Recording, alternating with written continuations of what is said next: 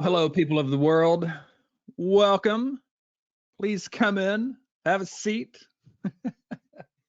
Very glad you guys came today. We're going to get right to it today. Thanks for coming to Riverside Chats, our live podcast event here with where we like to get into the lives and times of our full-time trader and moderators here at BlackBoxStocks at a level, beyond trading, beyond, their chart setups, what they do in the morning. We can talk, we'll talk trading, of course, but, the idea is we're going to get to know these people better. And we got him. Say hello to the people, HellsBells. How are you today? I'm doing all right, man. Hello, peoples. How are the peoples? Yeah, I hope the peoples are good. If you guys also if you want to ask a question, in your upper right hand corner of your screen, you see a questions box. Go ahead and let me know if you guys can hear and see the screen. Okay, just make sure that's working. If someone doesn't mind typing in something, good. Thank you guys. So that is the way you ask questions. We will get good. Yes. Hello, everyone. Don't worry, Hells. Nobody showed up. It's just me and you. You don't. That's good. That's good. That's good. How do I see what monkeys are in here? How do I see that? Well, can you not see them on the control panel? It could, you're a panelist, so it's possible you may not be able to. Actually. That might be better. Yes. Don't worry about it. But let's not let them know. They might think that they can get away with something. So yeah. Hells is always watching. Always. So basically, you guys, if you have questions you'd like me to ask HellsBells on your behalf during this live event, just type them up in the questions box, and we will get to a point where we will get to them. It will take a minute, but I will see them eventually, hopefully, and we will get to them. So let me say first, before we get going, just in case the children are here, just in case your kids are listening, Riverside Chats is created and it's hosted and created by me. I and HellsBells, of course, work for BlackBoxStocks, and you see that they let me use the logo. That's pretty cool. But this podcast is only controlled by me. I and anyone I have on the show, we're just expressing our opinions, and we do not represent officially anything you hear on this podcast. Does not represent BlackBoxStocks. This is only Riverside Chats, so this is an independent situation, and I like to make that known. And you're going to hear some opinions expressed today, more than likely, and they were just mine and HellsBells. And another note, this podcast often features explicit language, and it's not recommended for minors. So just be aware of that as well as we get into it. So anyway, what are you doing today? You're in California. Is it beautiful in Southern California? It's gorgeous, man. It's like there's a little breeze in the air. We got up this morning like we do every weekend, Saturday and Sundays. We take the pups for a hike. We go hiking, and we did that. It's always nice, refreshing, that kind of stuff. And then come home and kind of scratch our heads and look around and say, okay, what's next? And she went to the store. I did the yoga. And so, yeah, man, that's a Saturday, especially when there's no football on. There's no football on. It's like, what do you want me to do? But yeah. Yoga is far superior to football, in my opinion, any day of the week. You would say that. It's like you would make a statement like that, and I'm the one who gets accused of being the hippie. Yeah, they have no idea. People, there's a thing going on in BlackBoxStocks. People have emailed me and asked me who's the bigger hippie, you or Hells, and of course that question doesn't matter. But it's funny because we kind of laughed at it because I tell you, Hells, you probably need some hippie spray today, is what I'm saying. Nobody needs hippie spray. I can say that for sure. Nobody needs that. That's not. Nobody wants that. The concept of hippie is great. Yeah. Being the hippie, I don't know if that's. Yeah, I don't know. does the wet? Do you guys get? How long have you lived in California? Have you been out there? Oh, I feel like it's been a while. Is that It's correct? a long time. It's a long time. Yeah. Okay. So, do you ever just get used to the constant amazing weather, or is it always awesome? Look, so it's not always awesome. Yeah. Okay. It's not. It's like we get blazing hot days. We get, some chilly mornings. It rains like every once in a while, and it's annoying. Um, but it's not. Let's put it like this. There's no better place to live, I think, from a weather standpoint. It's Yeah. like I don't know if you can pick a better climate. Now, I guess I hear people all the time talking about, it's like, oh, but it's great to have four seasons. It's like, yeah, but you can keep like two of those seasons. I'm not. Two of It's those like, seasons suck. Two of those seasons suck. No doubt. I don't want those. Hmm. But it's like, look, life's funny and ends up taking you to different places. So I spent the majority of my, and it's not the majority now, I guess, but I spent a lot of my life in Texas and experienced that weather. And it was, you know, Houston in the summertime when you're mowing yards as a kid is pretty thick. That humidity, you can literally cut it with a knife. Yep. Even though on most days you probably need a chainsaw.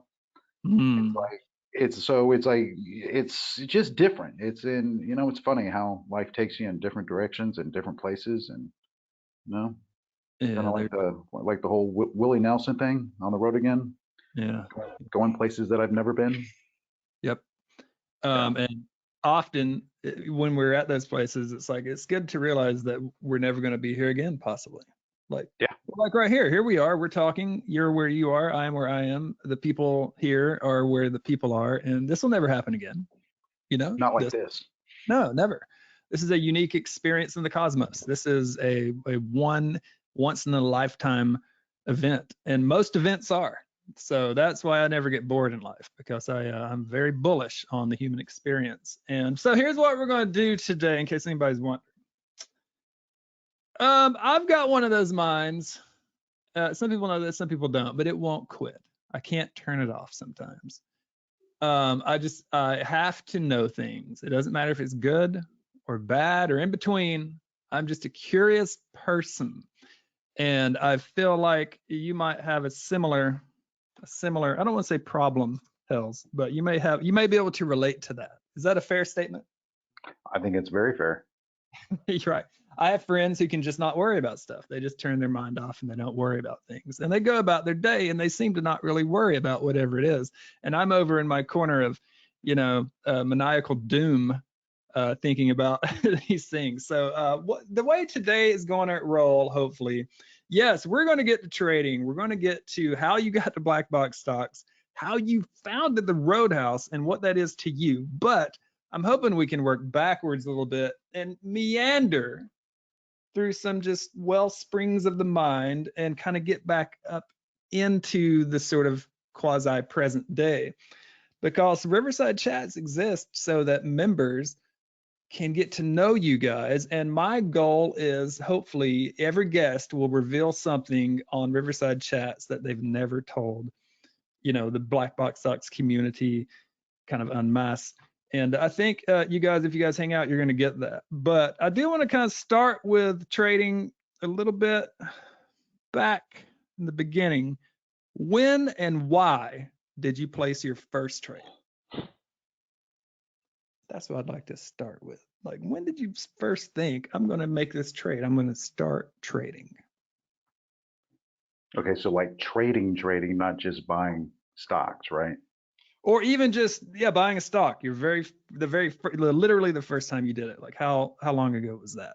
Man, that was lots of years ago. I would say what okay, let's do it to where um, when I first started like engaging in trading. Okay. And I can't tell you how long ago it was, but it's got to be probably 10, 15 years ago, 10, 8. Okay. I don't know. So my brother and I were trying to come up with an idea to stay connected, if you will. So we were sitting here playing around with the idea of, okay, so how do we do it? Do we do it chess? Do we do like a war video game where we try to blow each other up? It's like, how do we do something to where we can stay connected and maintain our competitive spirit and do all that kind of stuff, and also include my dad in the mix also. So he got, to participate with us, and so we just opened like a paper trading type account on one of the little services, and we were all given the X amount of dollars to be able to invest, and it was about return on investment at that point, as far as judging who won and who lost, and kind of going from there. That was probably the first experience with actually trading, and I guess the word is not necessarily competitive way, but for sport. How about that? Yeah. And so yeah, no, that's how that started, and then it became like, oh wow, this is going pretty well. So then let's open an account with some real monies and see how that goes. And then yeah. The rest is the rest is history and present craziness. So about 10 years ago, you're getting into this under that. That's interesting. It was a way to bring you guys together. And then a lot of people have asked me, and even people have asked in this chat here today, people want to go full time, right? Often. I'm kind of weird. I've talked about this a lot. I don't have any desire to be a full-time trader. I just don't think my psychology is kind of set up for it. And I mean, I could be wrong. I might be missing out. I don't know. Kang was very supportive. He thinks I should try it, but I'm fine being part-time. But so many people want to go full-time. So between that time when you started with your brother and your father, how long did it take Oh before? no, and the lady too. No, the lady. Oh, okay. The lady participated also. Okay. Yeah. How long till you were a full-time trader? I don't know that I. So full. Okay. So trading every day, right? Um, that's probably been about 9 years. I've been trading every day. Okay. Okay, but that's different than being a full-time trader. That's true. That's true. I became a full-time trader out of necessity. Okay. It wasn't a choice. Gotcha. So it's like, okay, so where do your monies come from, right? That would be your full-time. So that didn't come until COVID, to where I actually had to, put the nose to the ground to the ground and make something happen. It's like COVID wiped out my business that I had. I went from, having X amount of revenues being slashed by 95% in a matter of hours. Okay. So it became something to where it's like, okay, individually. Now the lady, on the other hand, she's been a dynamo, our entire relationship. She's the backbone of our world financially. She's an incredible woman doing incredible things with her life, and always finds a way to make things happen. For me, it was more from the standpoint of, okay, so how am I going to be able to contribute? How am I going to be able to really make things happen? And it was by necessity. COVID took away my business that I had spent years developing and growing and trying to create something. And then it was gone. It was gone. Yeah, I've heard you mention that, and that was one of the questions. Someone definitely emailed and said, "What was the business you had that was affected by the pandemic?" Because I've heard you mention that same thing before, that it was the pandemic. So, what was that business? What were you guys doing? That was well, it wasn't guys necessarily. It was me. It's like, I've had a management company for actors and comedians for a number of years, also mixing in production at the same time, producing things here and there, raising money here and there, doing different things along those lines within the entertainment industry. Oh, So yeah. over that period of time, I had built up a pretty nice little client base, a nice little world. It was growing, developing. Um, and then you go from things being open and moving to nothing. And Yeah. when specifically you're dealing with more developmental clients that have not made it to the big show yet, everything becomes very hand to mouth, if you Mhm. will.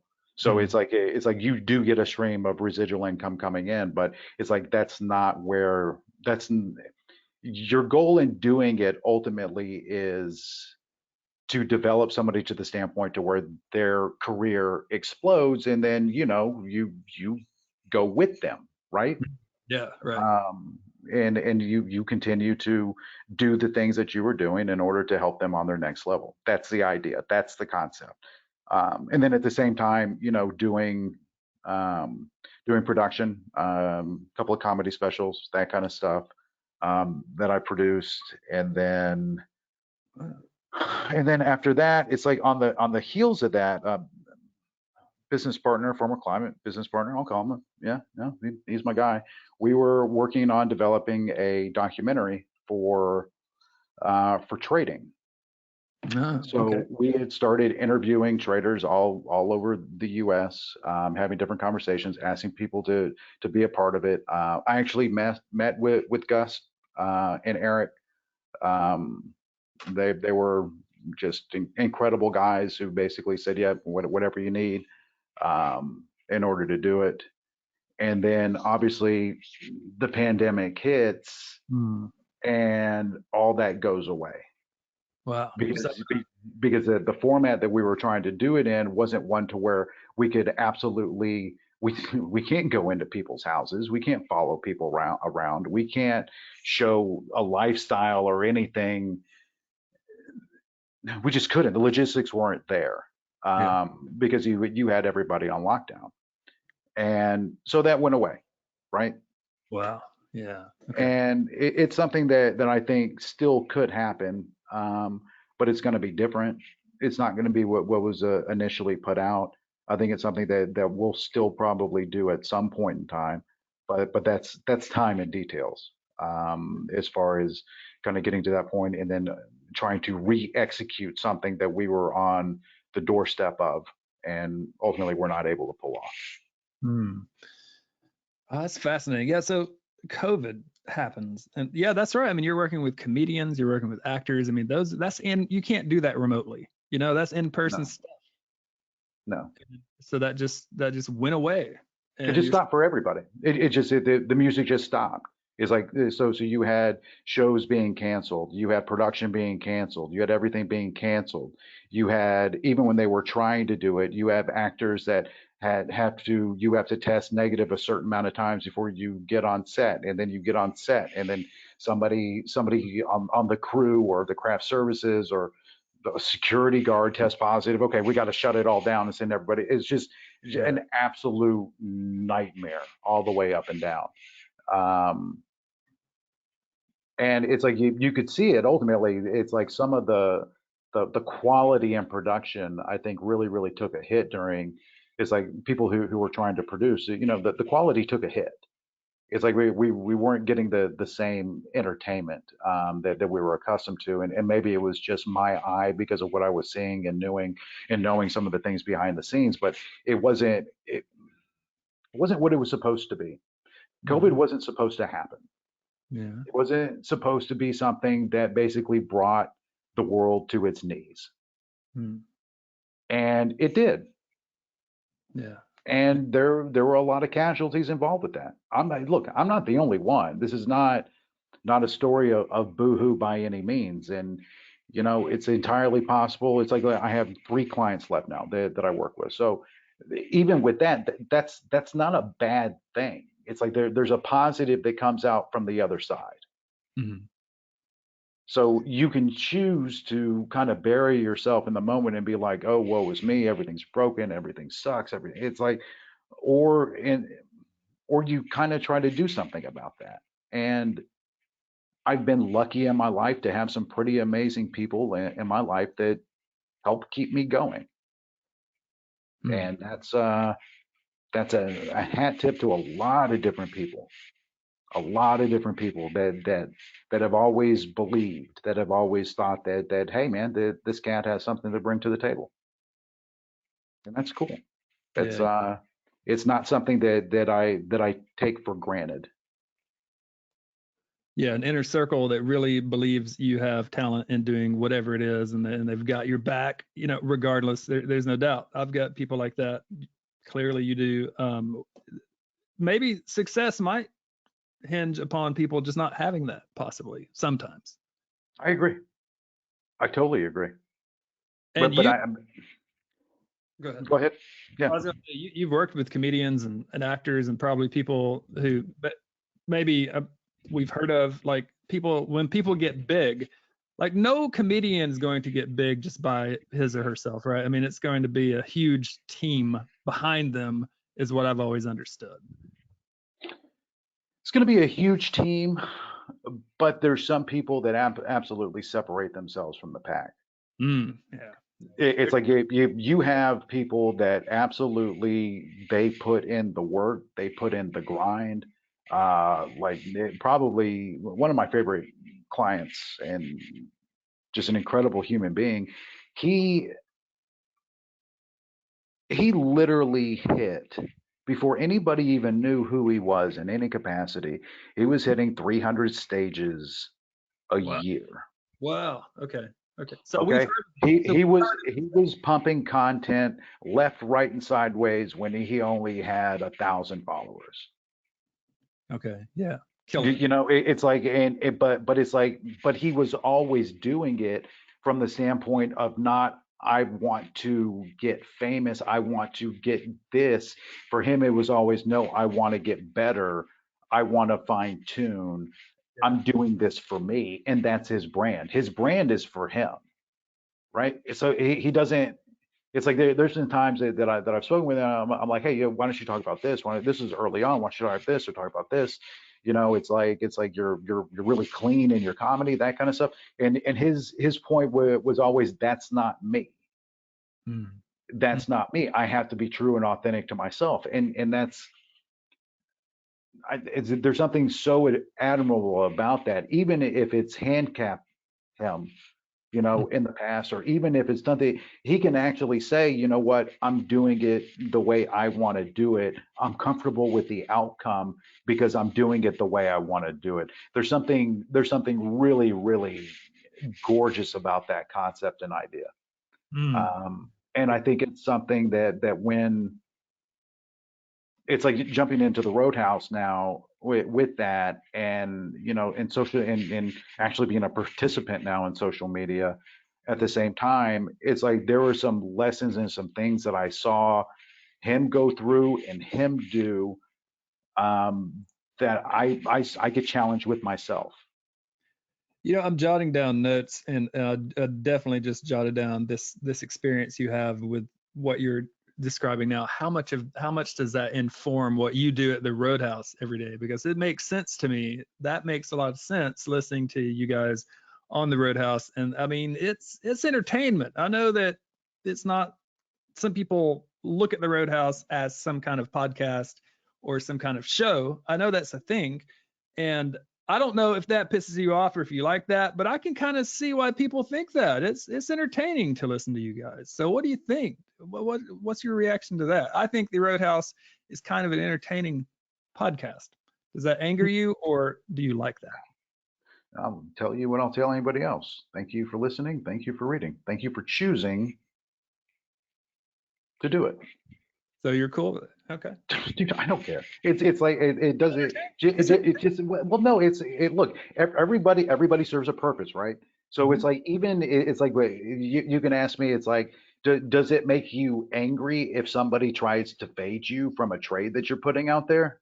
Oh man. Does it make you angry if somebody's like cheering against you, or does the exact opposite of what you do constantly? Does that make you angry? The answer to me is no. If they're making money off of it, if they're successful doing it, it's like, who the hell am I to say? It's like rock and roll, man. But again, thank you for reading. Thank you for listening. Yeah, it's that's it's right. fine. It's fine. I'm not going to be able to make everybody happy. I'm not going to be able to make everybody be like, oh no, Hells is such a great guy.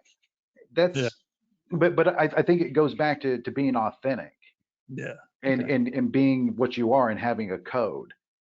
And I've been blessed to be around, a handful of individuals that have that basically are part of my fundamentals as far as what my code is and how I am. Some incredible people. So it's like does it bother me? No. It's like, how are you going to be upset if somebody's going to sit there and spend the time to listen to you, even if they hate you? How are you going to be upset if somebody is like, oh, if they read my little report and be like, oh, Hells is an idiot. He's a complete moron. It's like, but you read it. Reddit. Yeah, it's like when those people are mad at like artists who make some of the Christian people mad, and they'll go like buy a bunch of their CDs back in the day Yeah. and destroy them, or they'll burn books. They buy a bunch of books that have offended them, and then they burn them publicly. Hmm. They're still consuming the content. They're still relevant, even if people disagree. Well, listen, you've just got right to it. So let's get into the good stuff. So you mentioned Roadhouse, and you can be divisive, right? Put it this way, people can have a polaric response to you in particular. People can really, really love you. They can really hate you. Maybe they can be in between at a less often pace. But like, there's definitely this kind of divisive aspect that some people might take from it. So I'm curious, have you always, like, when did that start? Your strong personality that you are true to, and was that as a teenager? Were you this rebel soul teenager? How long does that go back? Because it sure doesn't seem to me like it's some kind of persona that you're just putting on to entertain the people. It seems 100% legitimate to me. So I want to know, how long have you had these, polar reactions to how long have you seen people have polar reactions to you? How long has that been going on? I don't think so. I don't know. I think it's kind of spotty throughout my life. I can go back. I can go back to the first time like I ever got in a fist fight when I was like in like elementary school, or then I can flash forward to my first major confrontation that I ever had with a teacher. Hmm. Like again elementary school. And then if you ask my mom would say that I was, just an incredible kid, never really got in trouble, just a fun-loving dumbass for the most part throughout my life until I got to college. Hmm. Um, I don't know. I think some seeds were planted in life throughout my life that have, kind of brought me to where I am. Yeah. Um, Yeah. maybe that's how to say it. It's like so the first fight I ever got into, I was you're right. I was a quiet kid in like elementary school, and there was this bully who kept on bullying on everybody, and I had had enough, and I come up off the top rope of the little gymnasium playground, and I smashed the dude. Is that, Um, oh, and yeah. and he gets up and absolutely annihilates me. I didn't realize he was a green belt in karate, but he showed me what a green belt can do, and he absolutely worked me over like a drum. Yeah. Um, so it's like, or You it's got like, involved. You got involved. Yeah. I had had enough. And then it's like elementary school. It's like, so we're responsible for, for cleaning the tables, right? Mhm. After you eat lunch, and it's like the rags that they had in the deal were vile and disgusting. They were, and I'm just like, I'm not touching this shit. I'm not Yeah. gonna touch that. It's I'm like gonna I'm clean a the table. kid. Yeah. It's like, and in my mind, I already had figured out, even in elementary school, it's like, you're gonna tell me to do labor. It's like, I paid you. You're paid Yeah. to do this. It's like, so we're gonna give you money for you to tell me to do some shit. It's like, no, no, no, no. I'm not doing it. I'm not gonna do it. I'm not gonna do it for 1,000 different reasons. Just not gonna do it. Foot in the ground. And that lady grabbed me by my arm and tried to drag me, and I jerked away from her, and I hauled my ass running right into the principal's office and called mama. Mama, mama, they're making me do things that I don't want to do. It's child labor. You're Child labor. It's like, what the hell is this? It's like, you're paid money. so you're It's like, having principled disagreements at a young age over the yes. powers that be. Now, when did you find out that it's going to be easier sometimes just to go along with the powers that be and not cause such a ruckus? Or have Yeah, you? Yeah, have you learned that yet? no, no. I have not gotten to that point yet. I absolutely have not gotten to that point. Yeah. There's look, it's like if I see something or I feel something, especially at this point in my life, I'm gonna say or do something about it. It's like I'm not gonna be one of those individuals who sits off whispering in a corner being like, oh wow, that's horrible, or oh wow, that sucks, or oh wow, oh geez. It's like no. It's like that's I'm not gonna do that.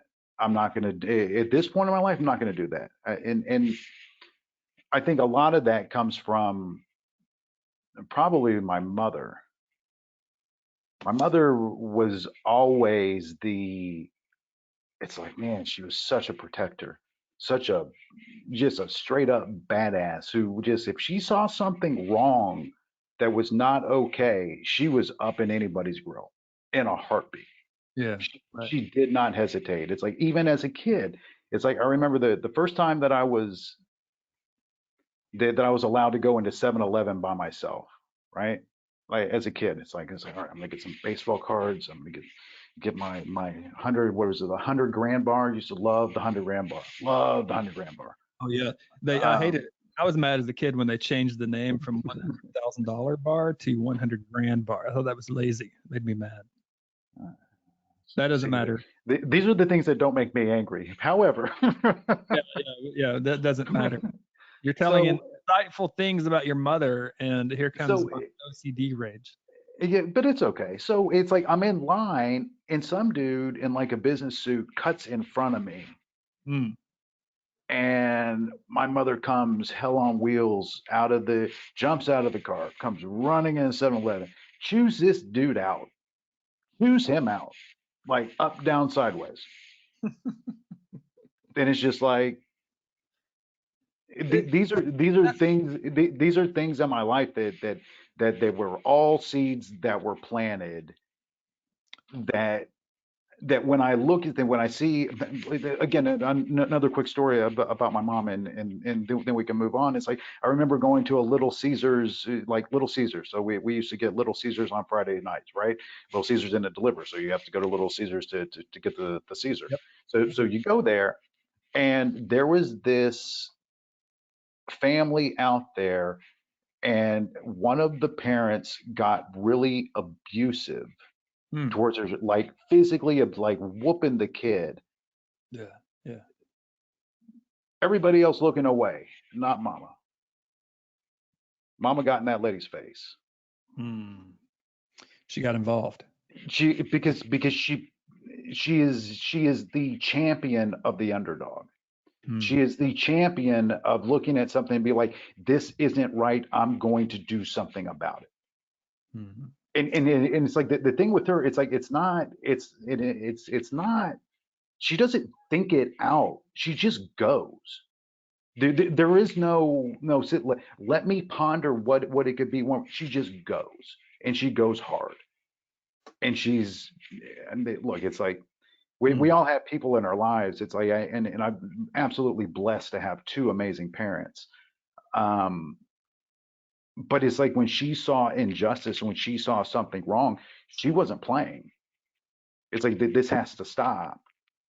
And This can't. clearly, And so it's like, and even for me now, when I see things or I yeah. hear things or I there's an understanding of like, this is not right. I can't do this. I can't take it. I have to say something. I have to do something. I'm going to say and do something. Now, there are consequences to that. And I've been through plenty of those consequences by acting out and saying exactly what I think and feel. Right. But But it there is a lot of your mother in you. That's the way you're describing her sounds a lot like what I hear, in our conversations, and not just us talking in private, but every day on the Roadhouse. You're going to say what you think, and there's a lot of your mom in that. There's a lot of my mom. It's like it's like it's like, God, man. Well, I think okay, so I want to go deeper into that. So this idea, I think this is getting to your worldview. You've got a interesting and complex worldview, and there's a lot clearly about you that people don't know. But here's the thing. Um, you were not born in the United States, were you? No, I was not. I want to talk about that. Let's talk about where you're from, and does I don't think anybody is aware of this in the community, not on a widespread scale, at least. Am I correct about that? I mean, they think you were born in, Texas or California or, you know what I mean? Maybe you're from Oregon. You seem like you might be from Oregon. So, Is anybody really from Oregon? Is that even? well, it's like San Diego. No one's from San Diego, but we can't get distracted. Yeah, there's questions already. People are wanting to know. So, like, take us way back. Where'd you begin? Where did the story start? All right. So I was born in Tehran, Iran. So you're I was Iranian. You're Iranian born. I am Iranian. I am Persian. I am a Persian Texan by definition. I am a Persian. crossbreed between a camel and a donkey. That is what I am. I am by definition a Persian Texan. What I is have that? had an Uncle Bob and an Uncle Mahmood. Okay. Okay. So Got it's like okay. that how does that Christmas table look with Uncle Bob?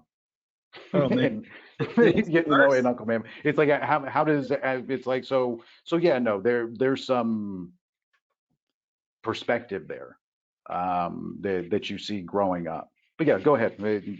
Go So ask another question. so Iranian born. How long did you live in Iran before you guys came? I don't know. I want to say probably what, maybe 3-ish years. Maybe I was a child. Maybe Yeah. maybe. So this And this Persian heritage was a big part of your upbringing, and that's got to inform your worldview a lot, is what I would imagine. well, I wouldn't say I was brought up as an American. Yeah. I was not brought up Persian. Right. Right. So it's like it's I guess think of it like what I meant was like is like the Persian background a big part of just your family dynamics, and like is that still a thing that you guys, you talk about Uncle Mahmoud, is that still a part of the Persian Texan? Is that still a big, it seems a part of your identity, I guess? well, the Persian Texan is a major part of my identity, but one does not supersede the other. Yeah. Okay. Okay. It's like for me, it's like there's a balance there, and there's a equal understanding of both worlds and both dynamics from a fairly intimate level. Hmm. Hmm. So it's obviously it's like there's a perspective. That's why when people that's why I describe myself as a cross between a jackass and a camel. It's like that in a lot of ways. It's like that's what I am. Hmm.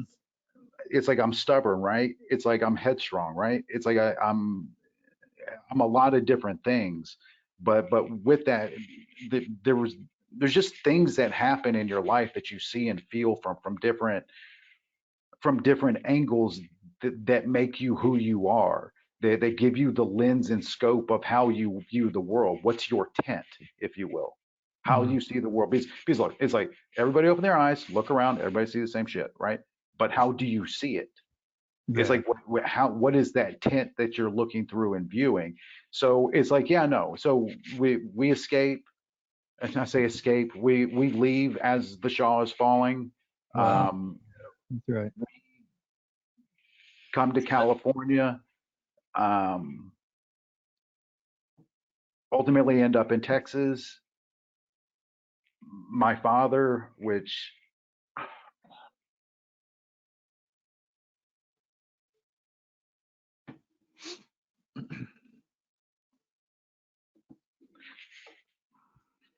That's okay. That's okay.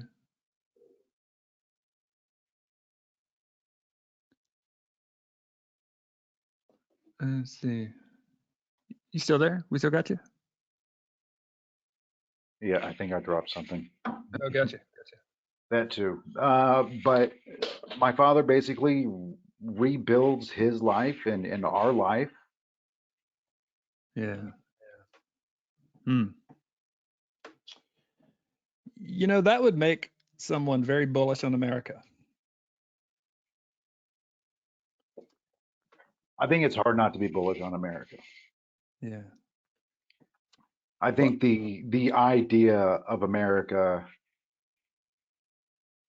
is probably one of the, man, I don't know. It's like probably one of the most gorgeous and sexy things to ever exist. Mm. Yeah. And it's interesting because it's like when we talk about America and what America is, it's like we can think about, it's like that, because what I've seen from America, at least from my experience, is I see family members that were trapped in an oppressive regime Mm-hmm. through no fault of their own. Because when we were there, Tehran was considered what the Paris of the Middle East throughout the 70s, Yeah. Right. right? And then you have the CIA deciding that well, hang on a second, we don't want to be friends with Iran anymore. We'll be friends with Saudi now instead. So let's go ahead and turn the world all the way upside down and make it a shit show. Mm. Let's bail on these people to do business with these people. And in the mix of all of it, let's go ahead and insert a religious lunatic Mm. into the mix to oppress people and to strip them of freedom, Mm. Yeah. using religion to strip people of their freedom. And that's not something that I can necessarily get my head around and understand. I see it, and religion really it starts to weigh on me a little bit when it's used in such a disgusting fashion. Yeah. When you take words, look, Bible, beautiful book, Quran, beautiful book. There's probably several other beautiful books that are out there. But when you take words and you pervert them for your own selfish Right. shit, to control, to Control suppress, the, to hurt, that's right. Control the people. it's like there is no God in that. There's no God there. Mm. There's no God. There's no God anywhere when you pervert something to hurt and suppress and to take away. There is no God there. And it's been done with Christianity. It's been done with every single one of them. It's been done with. That's It's true. been used as a tool. It's been used as a weapon. A weapon in some ways to where you can look at religion for some people and it gives hope, right? It gives that good, cheery hope. That's good. That's the beautiful part of religion. Then Yeah. you have the other part. Let's pervert it and use it to create fear. Let's stir fear. Let's sell the fear in what it is in order to control. And I have an issue with that. I have a problem with that. Yeah. Same here. And like when people, one of the problems with especially the major world religions being so powerful is that when people really believe that the God they believe in, you know, has given this authority to an institution, they're going to be more likely to be abused because when religion goes corrupt, it's one of the most controlling, corrupt things mankind has ever invented, in my opinion. So when you're talking about religion being a method of control, it may be the strongest method of control that we've ever had, in my opinion. Because when it goes bad, there's nothing like it. There's nothing worse. There's nothing worse. People think it's coming from God. People think that, you know, when they were selling indulgences in the Middle Ages, people thought that was coming from God, and it wasn't. It was coming from corrupt popes. And but what are the people supposed to do? How do the people rise up against that? And it's virtually impossible, especially if you go back, right, 70, 80 years before our modern conveniences. Yeah, we're in it. We're in it. This is amazing. I didn't mean to interrupt you, but I think you're making great points. But you're talking about the fall of the Shah, and you're talking about religious control. Fast forward to 2022. Do you still see religious control at play in the world, in your opinion? I think as I've, how do I say this? As I've aged, Mm. um, Yeah, yeah. I don't know that I look at it as being anything other than ignorance at this point. Okay, okay, yeah, yeah. I think that, and I think that, and the reason why I say ignorance, ignorance by definition is just not knowing, right? Right. That's right. It Right. doesn't have to have a negative connotation. Sure. So let's choose to use that word for this conversation as far as it not having a negative connotation. Yeah, agreed. Agreed.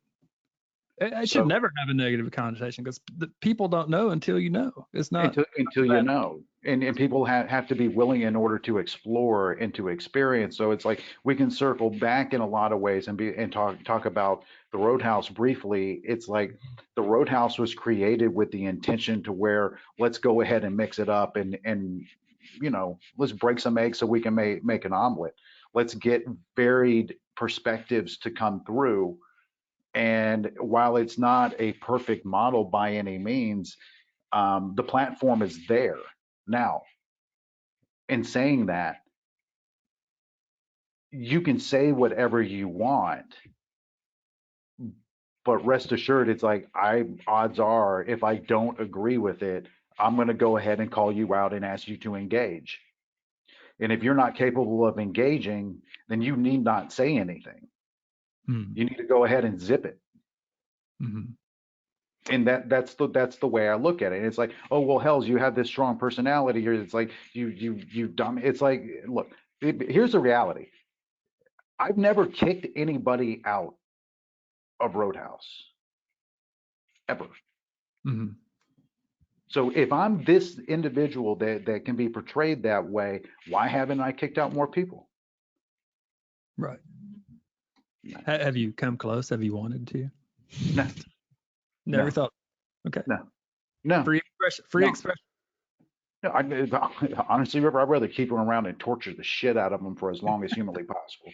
It's like if we're being honest, I'd rather keeping them around.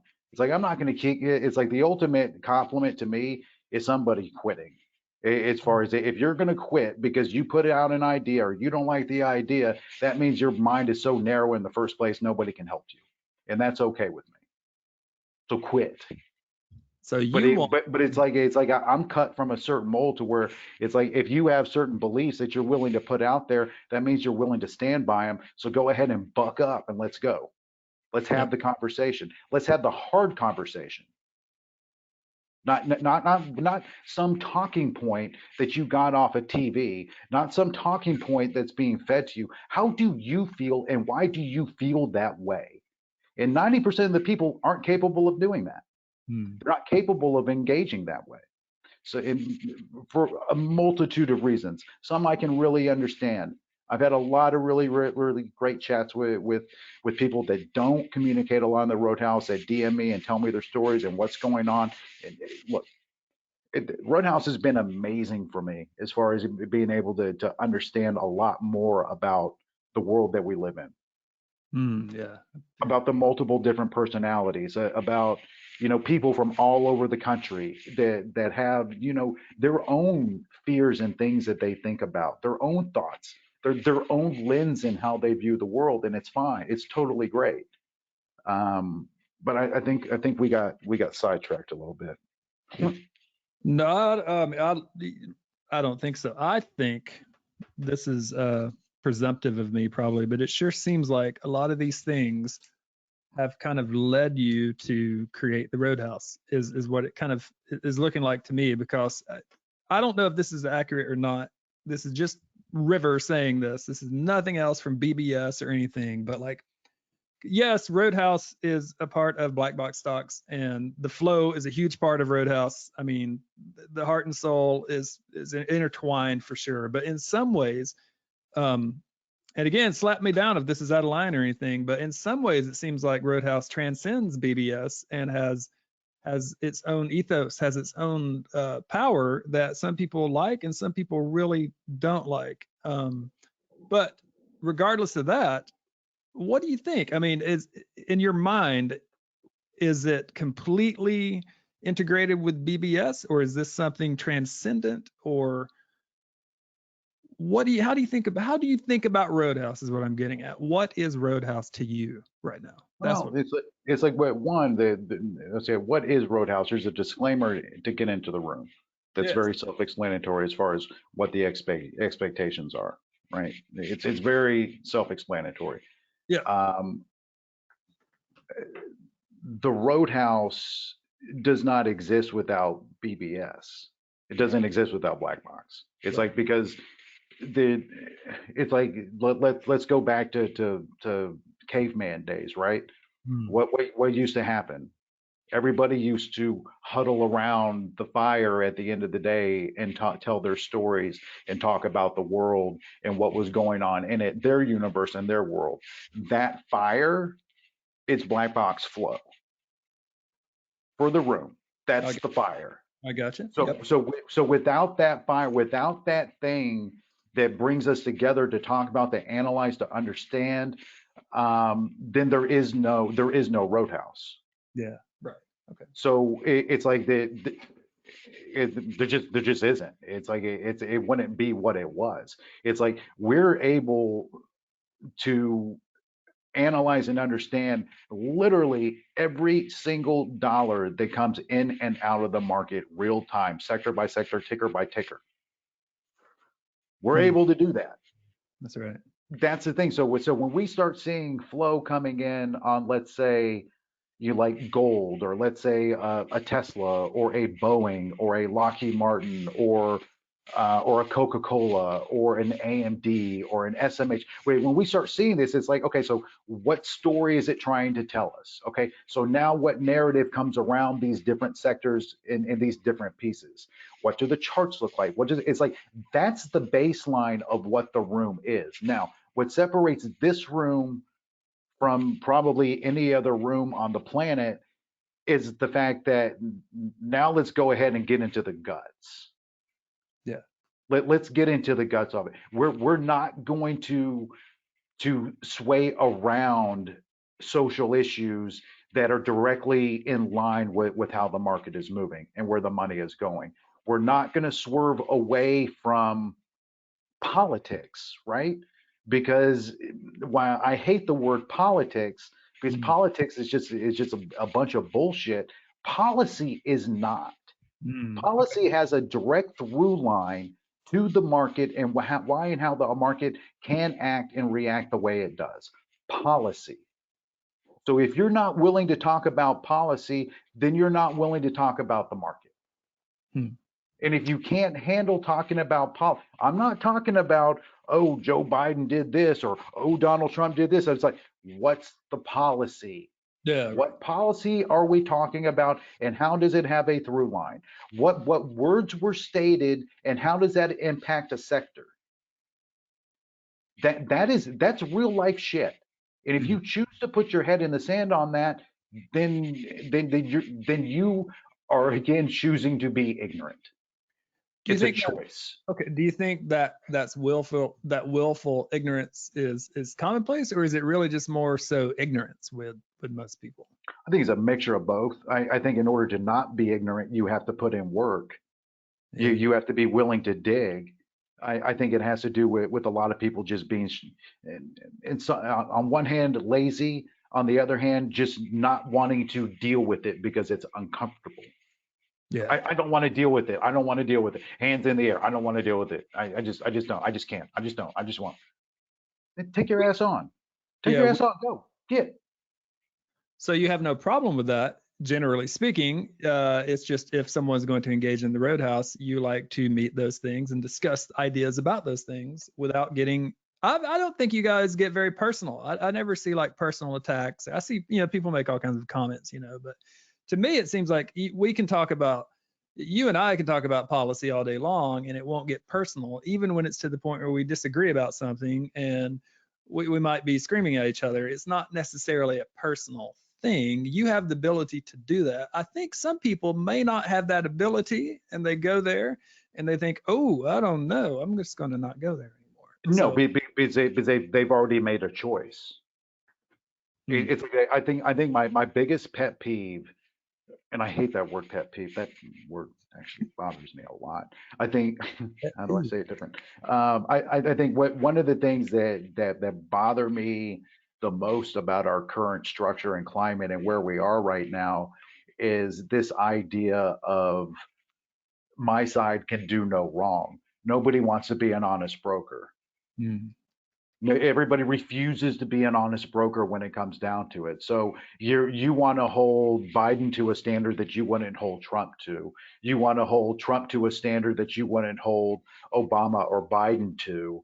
You want to fantasize about the Reagan years and how great America was during then, but you forget about the fact that the reason why our infrastructure is all jacked up and our country is constantly chasing its tail is because a lack of any type of real semblance of a functional government for the last, what, 40 years and maybe even longer. Well, I mean, it's been functioning. You What's know, functional? What I, have we done, River? What have we done? We haven't done shit. I mean, we haven't imploded completely Yeah, as a, that sounds functional. That's, yeah, no, if it hasn't blown up, that's not functional. I'm not saying there's not dysfunction. I'm just saying I don't think we should probably Incompetence. sure, tons of that, but I don't think we can categorically say that, you know, the government hasn't done anything right in They the have last. not. Well, okay, so yes and no. Fine. If you want to broad stroke it, there you go. Broad stroke it. Well, it's not so bad. There, you broad stroked it. Fine. It could be worse. Exactly, which means it's great, Right. right? No, it does not. It does not. It's Yeah. like we have failed to create any type of infrastructure in any capacity in 40 years and it's falling apart. We have done absolutely nothing to be proactive in making America better. Everything we do is reactive. We're not going to be ahead of a problem. We're going to try to fix it after it's broken. That's what we've been doing. Hmm. We're not the so the idea of what America has always been is the bright light, right? Sure. Yeah, we The, are the the, moral high ground. That's right. okay, We well, are the high ground. We should be. sure, but it's like what we're not doing is we're not taking care of each other. What we're doing is we're huddling up into these red and blue clans, Hmm. gang colors, and being like, well, I don't care about anything because the Dems are libtards. I don't care about anything because the Republicans are racist. It's like, okay, cool. You can feel that way about it. But can we go back to what this country is? This country is actually red, white, and blue. It's all of it. Yeah. So that's fine. You want to go ahead and call one side a libtard socialist. You want to go ahead and call the other side a racist or whatever you want to call it. Whatever. What are we doing to make it better? What are we doing? What do? We elect a bunch of absolute morons every couple of years to go to DC and do absolutely nothing in Name order to. what are some politicians you do like? Like, do you think they're all horrible? Like, what are a couple of politicians that you think favorably of? Are there any? I don't. I think favorably of. They're not my football team. Well, just the idea I of don't even know what that means. I don't cheer for them. It's like, here's what I think. It has to be illogical to say that every elected person for the past 30 40 years is a moron.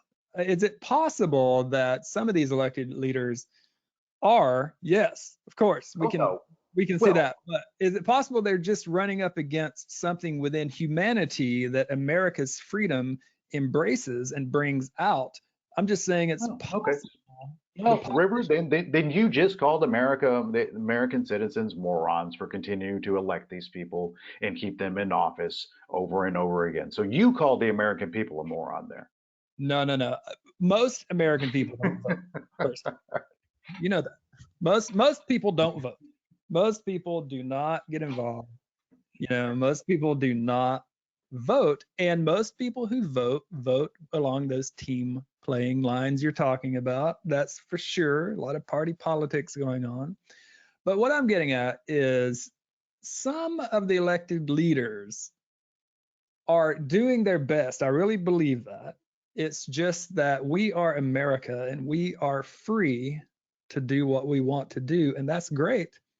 But we are influenced heavily by various things. So I think the American people, I would not call them idiots. I would call them heavily influenced, malleable thinkers.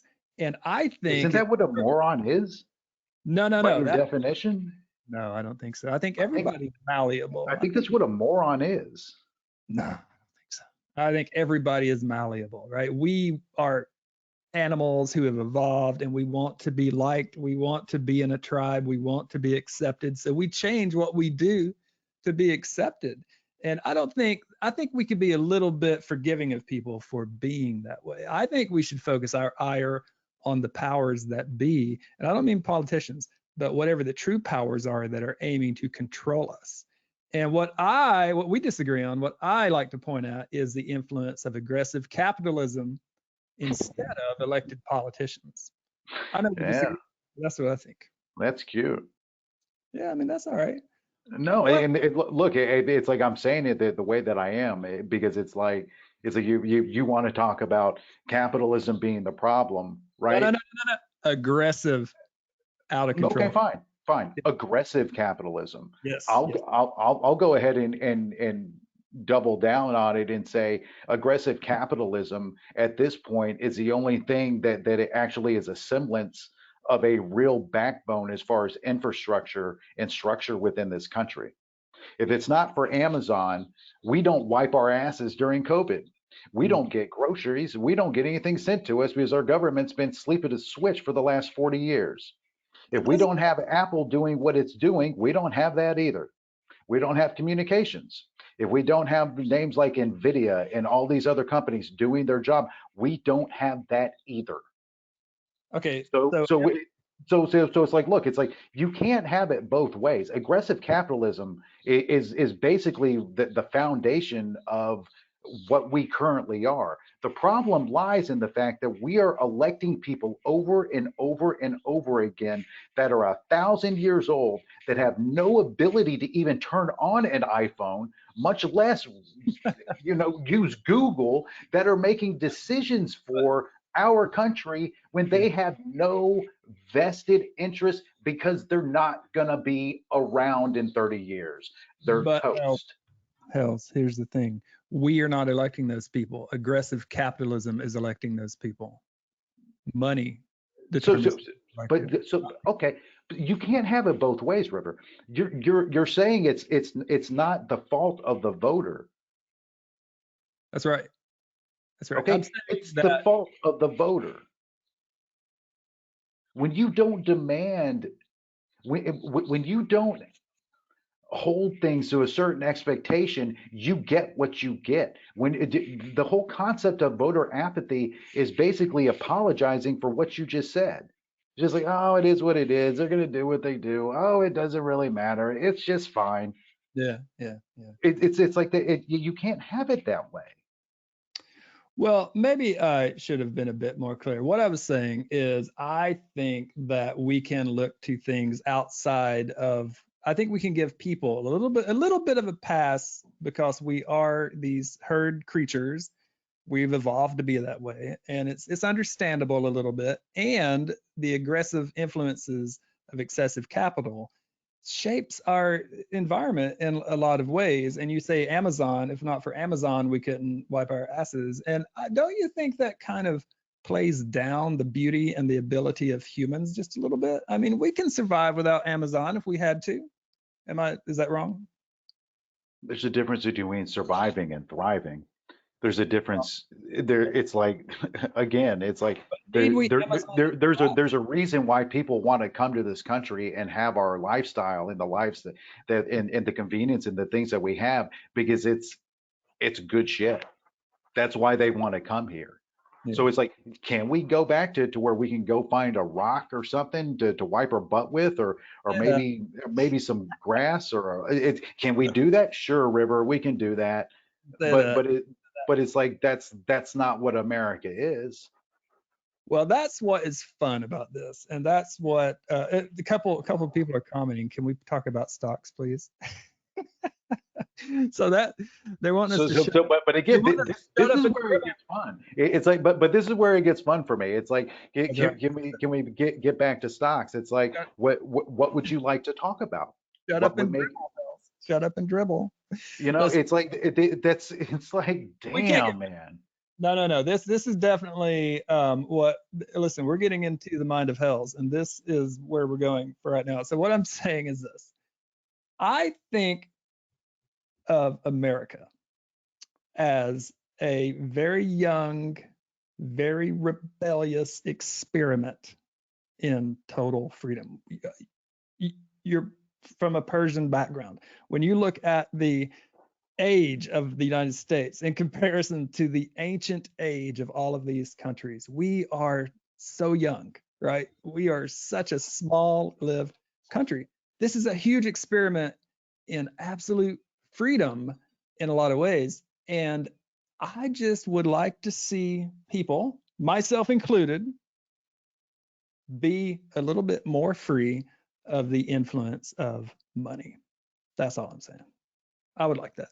That would, to me, seem to be a good American value to try to be a little less, you know, a little less concerned about the new stuff and the nice stuff and the stuff that is beyond what we need. So, what I'm very curious about, what is America to you?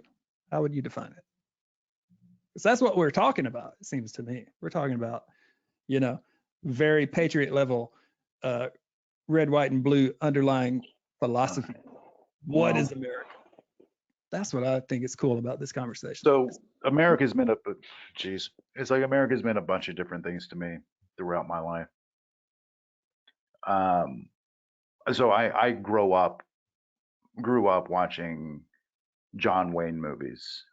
Yeah, I grew up watching The Rifleman, right? yeah, that's right. Give, Yep. give me some Kojak. Um, Give me some of A, that. the A Uh, team, get A Team, A freaking team. Yeah. right? So I grow up watching that. I love McDonald's as a kid. Okay. Did you ever have Um, a birthday party there? no, Did you? look, it's like I did not. But let's build the scope so we can do this the right way. Yeah. Okay. Yes. Um, that's how I grow up, right? Great influence both from my Persian side of the family and the American side of the family. Great influence, right? Mhm. All really great people with really great hearts that want the best of everything for everybody. Okay. I had a great childhood. I couldn't ask for a better childhood in how I was brought up. Yeah. Yeah. So now let's enter, okay, my version of America. So that's like I was a Cub Scout, right? So I was on all the little league teams. I was on the swim teams. Yeah. Built like champion caliber Pinewood Derby cars with my dad in the Yeah. garage late at night, sanding them down, doing all that, making it like we're talking like exceptional vehicles that he and I built. Listening to 70s rock music in Oh the my God. background, right? So Ice as we're doing ice cream trucks in the summer. ice cream trucks in the summer, Oh, okay? I'm an yeah. American. I'm Right. an American. Let's flash forward to, I guess it was either freshman or sophomore year in high school. Hmm. America got different for me then. Hmm. It got really, really different. You had you had the US invading, liberating, I don't even know what the fuck we call it anymore. Yeah. Um, Iraq. Rock. Yeah. And so they wheeled the little TV stand into the and into the classroom, and so that we're watching, we're watching war on TV in school, Yep. and Hmm. they're kids that I grew up with, kids that I went to their birthday parties and I went to their swimming pools, in their parties and did the hangout, the stay over at night parties, was on legally little league teams with them, all that kind of stuff, Hmm. jumping up in my face calling me just all sorts of names, right? Screaming USA in my face, USA in my face, Mm. telling me that I'm a sand nigger, telling me that I'm a camel jockey, telling me to go back to where I came from, these are kids that I grew up with Oh my God. Yeah. that are in my face, shaking me down. Just so kids you in your neighborhood grew up and they. The neighborhood all throughout. Mm. I'm not from Iraq, for fuck's sake. Right. Right. I was born in Iran. I am an Mm. American. And so what do? Do I go home and I tell my mom and dad? No. Do I tell anybody about it? No. Mm. Because there was a level of embarrassment and shame and hurt.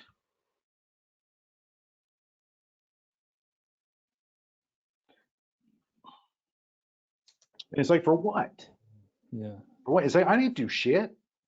I didn't do shit. It's like I played with GI Joe on the GI Joe side, not on the other side. It's like Mm. it's You never played. it's like there's a real American hero here. Come on, damn it, guys. You didn't play Skeletor. You You played. know, but it didn't matter. It didn't matter. So that's when America got a little bit different for me. So these kids you grew up with in the suburbs, everything's fine, and they see TV, they see Iraq on TV, and then you're brown, so they start giving you racism, and things changed. Things It changed. changed, and then I went to college, and then So I got to be around a lot of different people. yeah, were you at college in Texas? Yep, Yeah, Baylor University, Baptist College. that's right. Baylor Baptist College. Was there when we were first allowed to dance, but not with lewd gyrations. Lewd gyrations were not what was allowed to. It's also written in the handbook that you cannot flatulate while on campus. That is a violation to flatulate on No, campus. no So you flat. know. Oh man. So you're at Baylor. Okay, by the way, I want everybody, if anybody's been listening for like the last 20 minutes, Hells and I, maybe 10 minutes ago, had like a pretty serious disagreement, and we were like pretty heated, and like, just be aware, no one's mad. It's cool. And we need more of this in America. We need people to talk about stuff and disagree and forcefully state why we disagree and then move on. So I love the fact that we did that and we moved on. We'll probably do that again, but we can't leave this. You're at Baylor. You're gyrating, but you're doing it in private. Well, CNN was there. They came to cover it. It was quite the Were you thing. there when they did that? Were you there Yeah, when they I was there. Yeah. I was there. Oh, man. I was there. I saw the Yeah. cameras. Yep. So then it's like, so we're doing America, right? Yep. And so what so that was that version of America that I got to see. And then there's all the other beauty of what America is. There's the promise, and that's why it's the light, right? That's why when we went into Iraq, you had so many smiling faces, or like, finally America's here. Yeah. Finally. Right. That experiment didn't work. Yeah. You know, Afghanistan, finally that experiment didn't work. It seems like it's taken 30 years for people to kind of get that. You know, it's like so now we have a situation in Ukraine. Mm. Mm-hmm. Mm-hmm. And it's like I saw this interview, right, of this lady holding her baby, Ukrainian, Mm-hmm. talking about, we just all thought that America would come and save us, that they would come swooping in and save us. Mm. and the pain in her eyes as she's saying this. And look, it's like so the exception of Ukraine in comparison to these other two examples are the fact that they were a democracy with a free life, a free existence. They were already free. They're not trying to be unfreed, Yeah, right? that developed Western nation. That's right. Correct. So it's like there's a difference there. So we can't compare them because they're different. Mhm. This is probably the first time in modern history that I would say that something like this has happened. Hmm. You have this lady, and then you could see the pain in her eyes. You could feel that level of pain, and she looks up and she says, maybe it was all just Hollywood. Hmm. Maybe Wow. that's not what it is. Hmm. Yeah. That's man, that's thick. That's really, really tough. That is because when you're talking about your childhood, you pretty much described a lot of my childhood, except, I come from the swamp of America in the South. I definitely have no, Persian background, but like McDonald's, A-Team, John Wayne, this our childhood, that's all marketing. You know what I mean? That's all. It's real to us. I'm not saying it's not, because I feel the same way about it as you do, but I can see like those are things that were advertised, you know, like, and we found value in it. I'm not saying that that's all our childhood was, not saying that at all. But, and by the way, some people think we are related, by the way. They think we We are are not brothers. related. I We have found that never pretty, met. yeah, we're not We really at a cabin right now, chilling, yeah. talking Mm, to grandpa. no. But a lot of those things in American suburban, growing up in the 80s, you could make the argument, which I'm not, but it could be made that that's marketing. So that's an interesting thing. And then this No, lady, it's well, it's like yeah, go God, ahead. it's like this is one of the things that I struggle with most when it comes to the market. Yeah, It's like yes, but it doesn't have to be that way. it can transcend that. Yeah, I It hear it you. it, do, it doesn't have to be that way. When we see injustice, we're supposed to step in. Yeah, that's right. Okay, That's true. that's what we're supposed to do. That's Hmm. why everybody loves America. That's why they want to wear the clothes that we wear. That's why they want the bacon double cheeseburger. That's why they want to drive a Ford Mustang or a Cadillac. That's why they want to do it, because it's America and it's what the world craves and wants. You go to if you go in down to the Caribbean or Mexico, anything like that, they're all sporting jerseys from American teams. So what America is has already been sold, right? But we have to stand up for the actual things that make it what it is. Hmm. Yeah, yeah, And true. and so you have a situation like you have within Ukraine. It's like let's be smart. Let's go back in history for a minute. How long did it take the U.S. to engage in World War II? Well, Pearl Harbor. Okay, 2 years after it started. Yeah, it took a minute. Right. That's right. No, not a minute. 2 years. Two Right. years, and we didn't step until somebody blew our shit up. Yeah, that's right. That's right. That's my But understanding. this is it's not understanding. It's math. That is It's correct. Okay, gotcha. it's documented. This the Google. So it's like Yeah.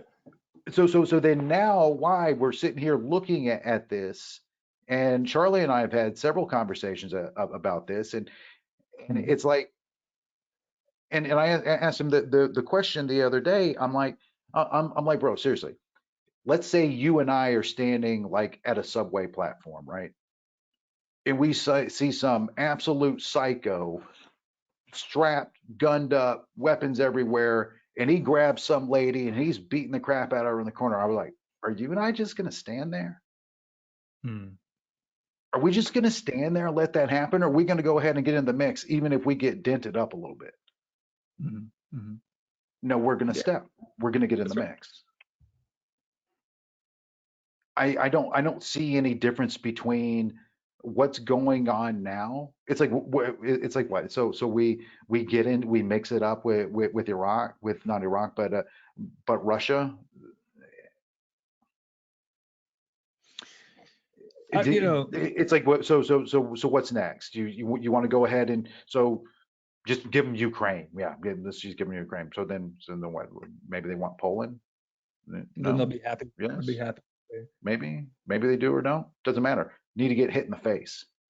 And I'm telling you now, if I end up paying $7 a gallon for gas Mhm, and mhm, having mhm. Tesla be sub 700, and they're not being a tomahawk up Putin's ass, I'm gonna lose my shit. I'm gonna All right, lose my shit. I, I'm, I'm I'm I'm down with I, this. I'm down with it. I'm gonna Look, lose my shit because if we're gonna get the stick anyways, let's get it on. Let's go ahead and do this here. yeah, I mean, I am no geopolitical expert. Obviously, I'm not. That's not one of my things at all. But like, devil's advocate, maybe devil is a good, very apt here. But the complexities involved with all these NATO agreements, I mean, that may not be as simple as the example of protecting someone being attacked, just one person protecting the other person. Like in your example, you're talking about Charlie, which, by the way, I would have loved to have heard that conversation. But maybe these geopolitical global complexities might actually prevent us from, doing more than we are. Is that a possibility in your mind, or do you just see it like we need to take out this guy who's causing all these problems? So it's like, look, I think we're doing what we should be doing right now. I think you squeeze. I think the administration is doing an exceptional job Okay. Okay. and playing the cards that they have, knowing Right. full well what the repercussions can be. In my mind, I want to think that they're sitting there and on the verge of them being able to take out Kiev and actually do real serious damage. That America and its allies are standing there ready to absolutely go berserk on anything sitting over there. In my heart, I Mhm. want to believe that. So I'm Yeah. going to continue to believe. I'm going to continue to believe that the global pressure that's being placed on Putin, on the Russian economy, that will come to a head before Kiev and Ukraine fall. Hmm. Okay. I'm Yeah, hopeful. that's fair. That's fair. Yeah. But if these cats start using chemical weapons, you start Mm, dropping these big old bombs on residential areas, yeah. Yeah. it's like, and look, things take a while to develop, right? So let's say this. Let's say he takes Ukraine. Let's say nothing happens from a military standpoint regarding NATO or the US. Let's say he takes it, okay? And then people will be like, see, all he wanted was Ukraine. That's all he wanted. That's Yeah. it. 5 years So go you're, by. 5 years go yeah. by. Oh, now Poland has Nazis too. Yeah. I gotcha. Yeah. The So you're Nazis are just back in Germany now too. right. Or you know what? We're going to go ahead and do this because we have nuclear weapons, and we know that you can't stop us because we're going to pretend to blow you up with them. It's like eventually you got to be like mama. Eventually you got to step in there and get your nose in there and say we're going to get at this. You're not Yeah. going to do this. I will fight you. I will do what needs to be done in order to keep people protected. Eventually you have to do that. The only question is at this point is like, how much are we willing to sacrifice until we get to the point? How many more dead bodies and children need to be on TV until the polls start moving in the favor of World War III? Because that's really the only thing we're waiting for right now. We're waiting for sentiment to switch. We're waiting for enough people to be like, I've had enough. We're waiting for the poll numbers to swing in such a fashion that people are going to be like, yeah, let's get it on. There's no doubt that, I mean, there's always a line that we would get involved militarily depending on some line somewhere, right? Um, And clearly, obviously, I mean, I hope that we just never get there, and I hope this can be resolved. And whatever happens, I hope people can just quit killing people generally. I mean, clearly, and gas might be $6-7 in the interim, and we will probably have to endure some things. There's no doubt about that. But I'll just say this: I don't. It's a scary situation, and I definitely also have empathy and feel terrible for these things that are happening. It's you're right, it's a mess, and I can't imagine being one of the people in charge trying to actually decide what are we going to do. Well, But I don't know, I've seen you talk about this in Roadhouse recently, and I've seen people like they clearly people don't really want to talk about it. I've seen, like, have you gotten some pushback for your very, very pro-Ukrainian, anti-Putin views? Have you got pushback from that in the Roadhouse? Because I've seen people kind of trying to argue with you and stuff. Yeah, absolutely. Absolutely. And look, it's like I welcome the conversation. I welcome the debate.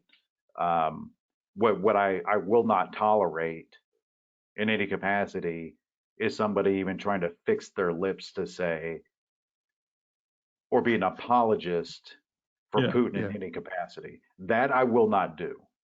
That I heard I will you say not tolerate.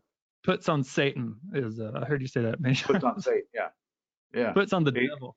It's like because look, it's like anybody wants to be like, oh well, it's all a part of what it is, and it's like this is all it's all a part of the plan, and it's all a part of this. It's like, okay, so nobody made Putin surround another country with tanks. Okay, nobody made Putin invade that country. Nobody made Putin throw hot rocks on Children's Hospital. Nobody made Putin do any of this other than Putin. So when I hear anything, well, he said that this is what he was going to do. Just give him Ukraine. You're commie trash. You're straight up communist trash.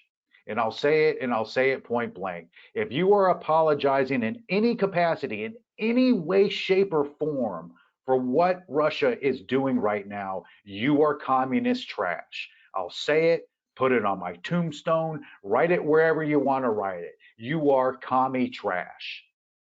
So you don't want to take that statement back? I just want to be certain. I will not. Look, it's like I don't know that I've ever made a statement that I want to take back. If I'm going to say it, I feel it. I believe it. I know it. It's like, no, it's like you want to make apologies. You want to sit there and be like, oh, well, the U.S. this and the U.S. It's like, okay, that's cool. What's happening now? Why do you want to talk about what happened during a Bush administration or what happened during a Nixon administration or talk about some of these other administrations? Why do you want to talk about that? Why don't you talk about what the problem is now? Why do you want to sit there and try to make it like, oh, well, we do it too, so it's okay for that? It's like, no, it's not okay. We're America, damn it. Figure it out. Figure it out. And if you want to sit there and be an apologist for Putin, take your ass on. Take it. Just don't go. Get. Do it in your. Because look, you're not going to do it around me. And it has nothing to do with me not being accepting of dissenting of voices and opinions. I'm just not accepting of bullshit. Yeah. It's like you wanted to, it's like talk about what's actually relevant in there. What's there? Why is this happening? What's going on? I don't know, because this, I'm not inside your head, but it seems to me like a lot of this clear passion has got to have something. When we go back to your talking about that shift in your childhood to your teenage years to what you kind of went through during the Iraq invasion and those things, and how people reacted to you for the first time with racism, and like, so here you are in this situation. I think that, so what I'm getting at is your point of view is from a very ethical standpoint. You really have thought about this and you really believe it. I think some of the people who make those comments, I've seen a few, I don't know if they're really thinking about it on a deep level. I think some of them are just trying to get you to yell because they find that entertaining. Well, no, because they probably haven't had a cousin that was killed for having a shortwave radio in another country, just trying to hear what the news is. They Right. probably haven't had family members dying from an oppressive regime and then have the fucking audacity to sit here and question the greatness of America and what our freedoms actually are here in relation to other places in the world. They have the audacity to sit there and make these claims and statements about what freedom is when you don't know what freedom is, really is, until you've been oppressed, until you've seen it. Hmm. It's like you want to have commentary on stuff like that, but you have no lens, you have no perspective, but you want to make these statements. It's like, I'm sorry, I just don't. It's like to me, it's like I've been accused of being a, what was it, a American, not exceptionalist, but a American. So there was some word somebody used once that I just think that America is the best, right? Well, Right? yeah, sure. The greatest stuff. Yeah. Put that on my tombstone also, because America is the best. Without people. question, it is Yeah, the I agree. now. Someone asked me why is Hell's the way Hell's is, and I think whoever asked that, if you're listening, I think you just heard. I think you just heard why he's so bullish on America. I think you've heard why he. I mean, I've never experienced those things you've said, and probably no one arguing with you has either. They're just saying stuff, half-ass saying stuff from a position of the privilege of never having gone through those things. So to me, it sounds like that's a big part of understanding where you're coming from is what you just said. You don't know the value of freedom until you and actually family members, people you love, have been oppressed. That's what I hear. No, is it perfect? No, it's not No, perfect. Not could it be better? nothing is like the lady always tells me. What is it? Was it perfect? And then she says some smart shit. She's an incredible woman, but she said something. She says it all the time. Perfect isn't perfection or something like. I don't know what the hell she says, but it's great. Deep. So I need a cigarette timeout. Yeah. Um, Okay, let's do and this. then the cigarette timeout. There's one story that I do want to tell before we wrap this up. It's Yeah. going to be, and the story is on, in my mind, what America can and is going to be, and it's Mm. beautiful and it's gorgeous and it's sexy and it's everything. Anyways, yeah. So I'll be back. Wait, can't wait. All right. Hells is gone to have a smoke. So I'm going to entertain you guys. If you have questions, let me know.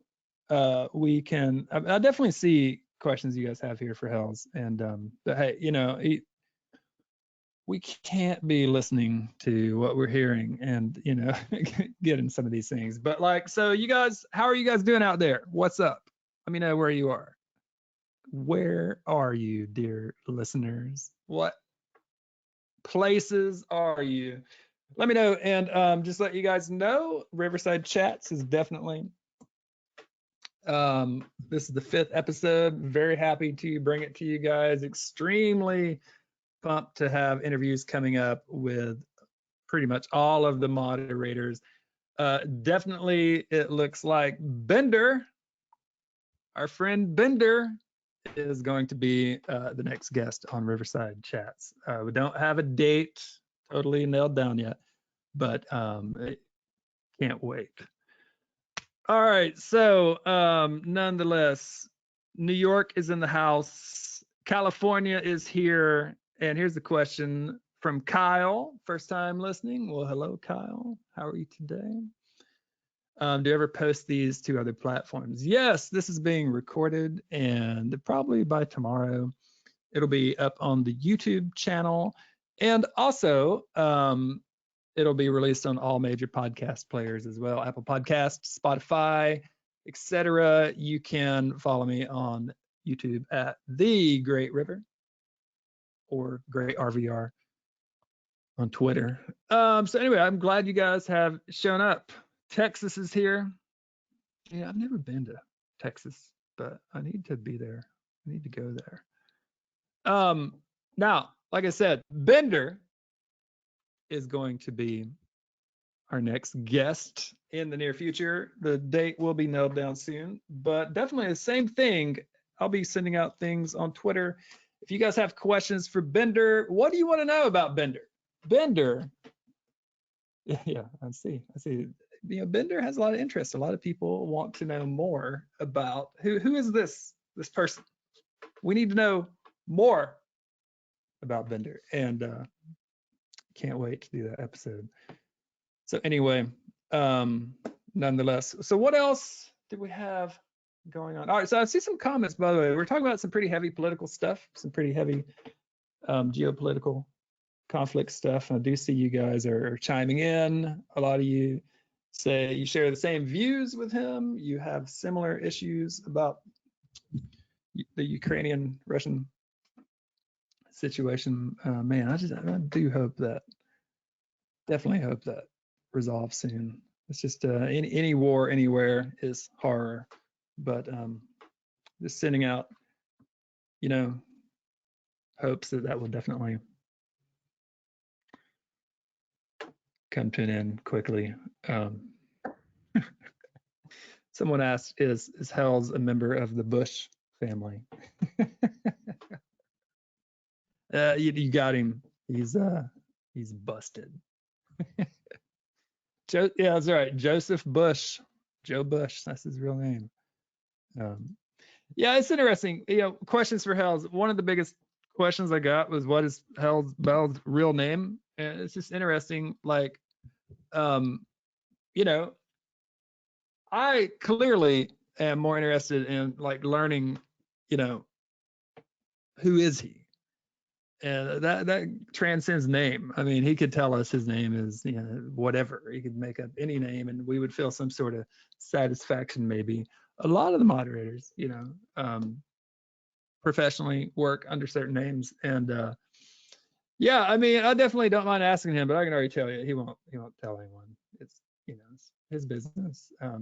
But hopefully we'll find out. I think we are finding out. Just who is this guy, and that's the goal, nonetheless. All right, so Monisha Ford, I'm fine. Hello there. All right. Several comments, basically. This is a paraphrase of several comments. You guys love HellsBells because he tells it like it is. And even if he's not telling it like it is, he tells it like he thinks it is. And that's exactly right. How many of you guys out there just generally want to be liked by people? That's a common thing. People will avoid conflict, definitely will avoid, people will walk the line and refuse to disagree with people because they want to just avoid conflict. And that's very interesting, listening to Roadhouse and other things he's involved in.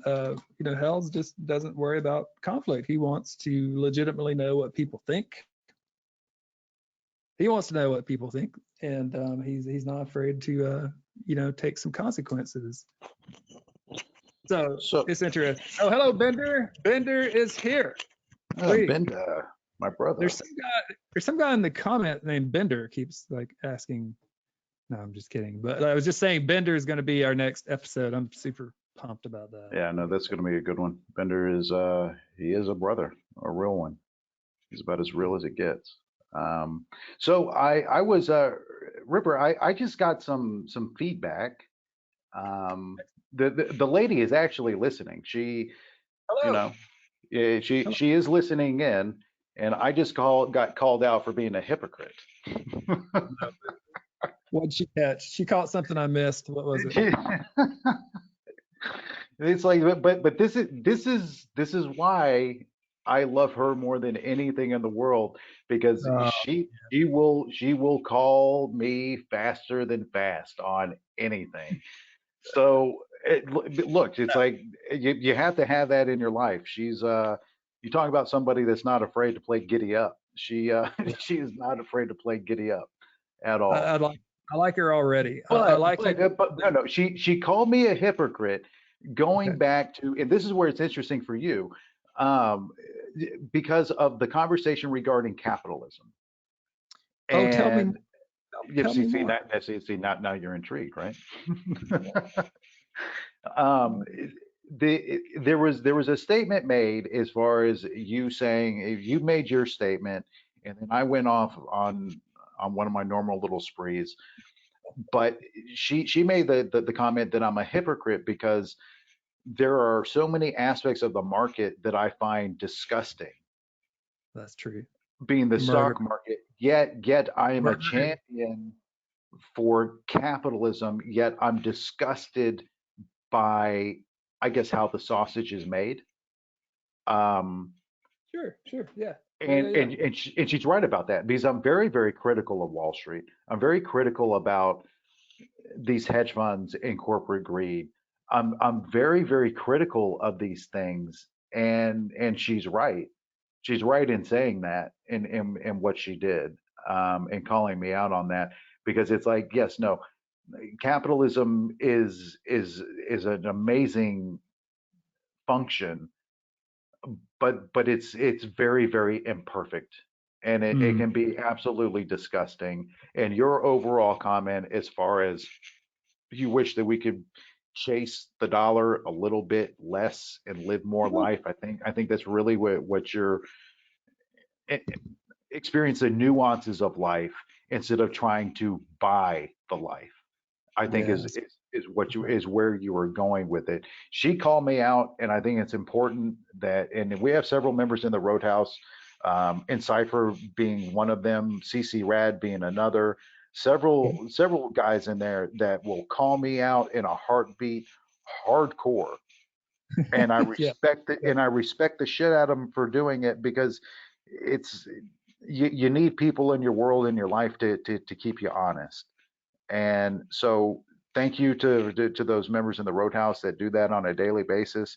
Um, the lady knows how much I love her. She knows how just important she is to me in every aspect of my life.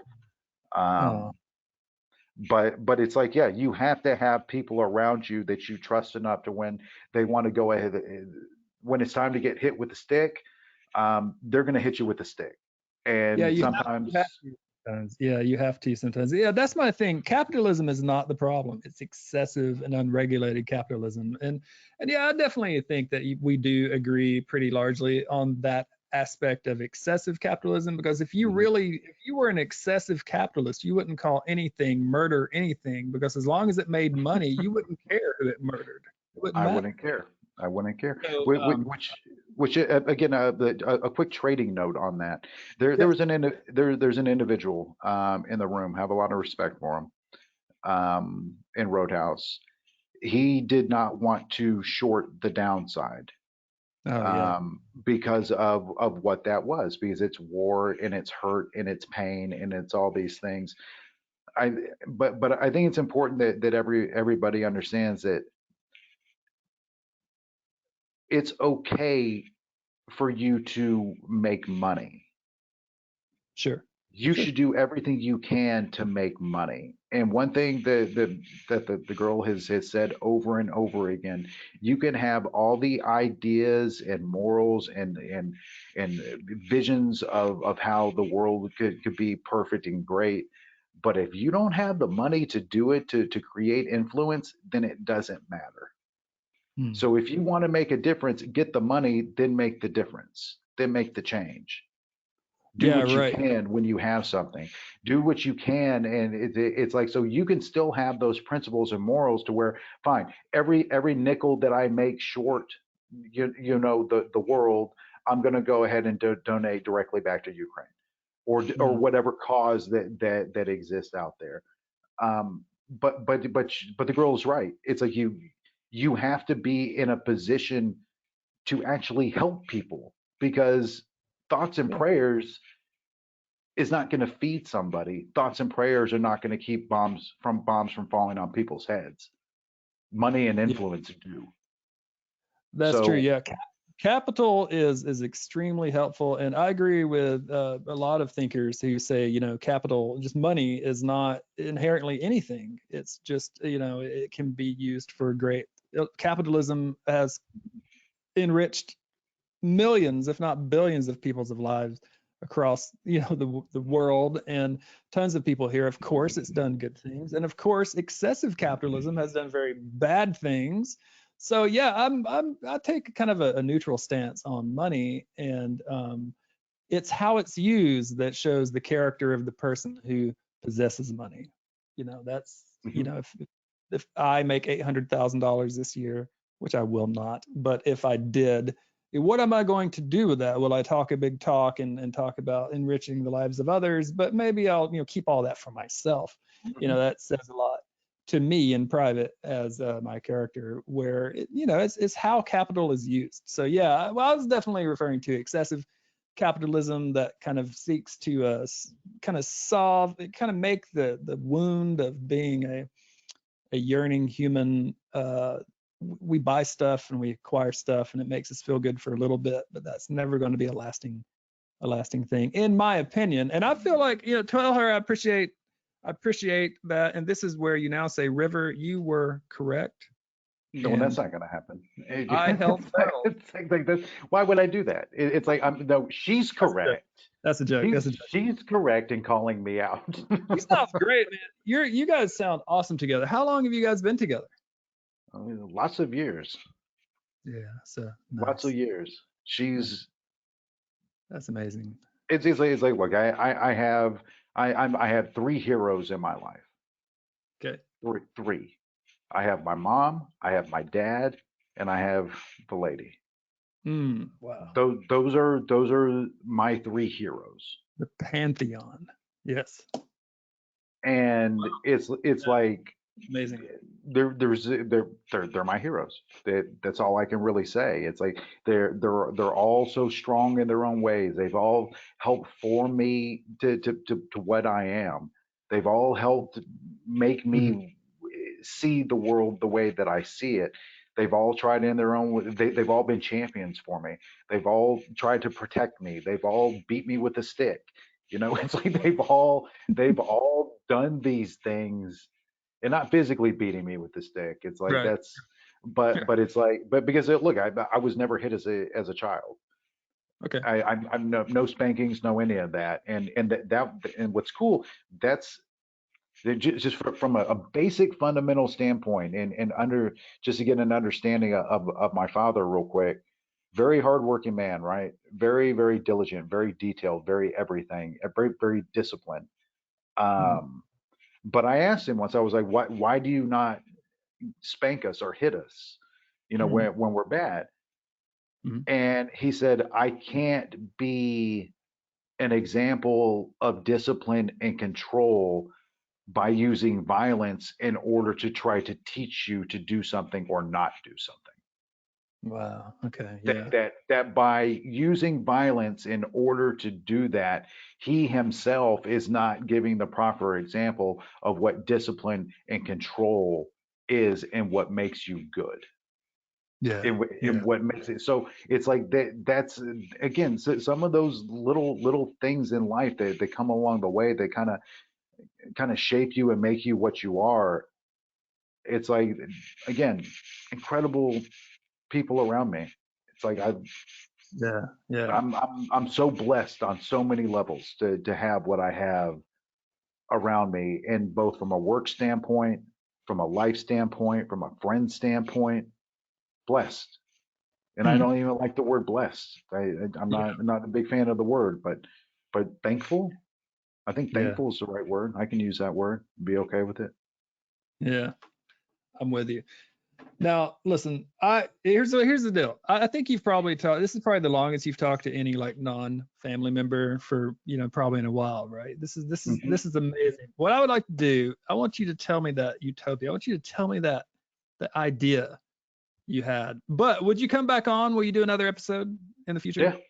Yeah. Okay. Okay, because that's going to happen. So people are saying, we got to do it again, et cetera, et cetera. Listen, he's going to be back. Don't worry. This is going to be a thing. But real quick, I got one question I have to ask you, and then I want to know where America's going. But this is an integral, and I'm just curious. Does it bother you that some people don't like you? Mm, say yes and no. Do I stay up at night about it Yeah. and think about it? No, I don't stay up at night if people don't like me. Mm. Um, Good. just like I don't. I'm not prancing around the house because people like me. On the other side, it's not. Yeah. It's Right. it's not one of those things that I now do. I sometimes get bothered when somebody doesn't like me? I think sometimes I get a little bit. I can be bothered by it if I don't understand why. Now, Yeah. if somebody doesn't like me because they think that I'm a libtard, well, fine. It's like I'm not going to lose any sleep over that. Yeah. If somebody doesn't like me because I don't know, Gotcha. So you're not losing sleep. You're not losing sleep over it because, and that's great because anybody who speaks their mind is going to be unliked by a portion of the people, and you know that. But it's just interesting, and it's a great part of what what you do, especially with the Roadhouse and just your public persona. You're willing to speak your mind, and that's a valuable thing because a lot of people will not do that in the name of avoiding conflict, which is also understandable, right? I'm not dissing anyone because they want to avoid conflict. That could even be part of our evolutionary upbringing. But it's I admire that. I like that you'll say what you think and you don't worry too much about the consequences. That's a great thing. well, I think sometimes I think about the consequences. Hmm. I think about them sometimes because there are consequences. Look, there's many stories that I can sit there and talk about consequences of me and my stupid ass mouth sitting there flapping off when it shouldn't be flapping. It's like this shit is not perfect. Yeah. Like, I am not. I am far from an example of anything. And it's like I don't want anybody to think that I think that I sit on this moral high ground or this high ground of whatever that I'm some semblance of what is right. It's like I'm Yeah. flawed, broken, busted, just like any of the rest. I'm just a dude.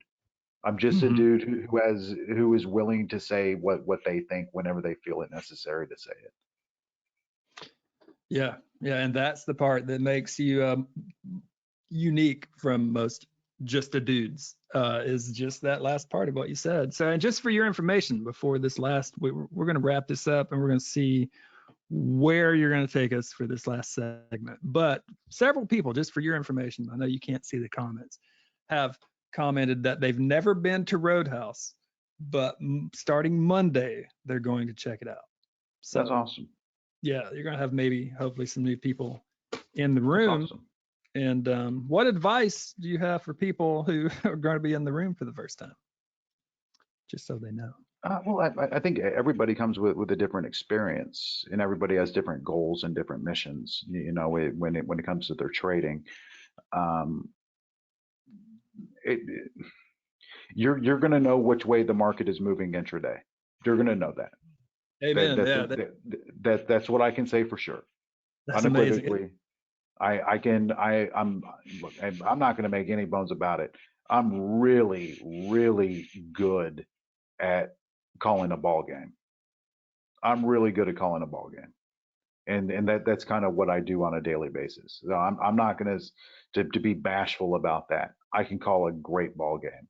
I can tell you which way the money is going, and I can tell you when they're coming with the stick to go ahead and pull the rug and hurt us intraday. I can do that. So that you'll get. Um, if you stick around long enough, you're going to be able to learn to see what I see in order to help you with your trading. Hmm. Now, we're in an environment right now from a trading standpoint to where it's very difficult to swing. You have to be a ninja. You have to be in and out. You have to get the money and go. You have to be very, very precise in what you're doing.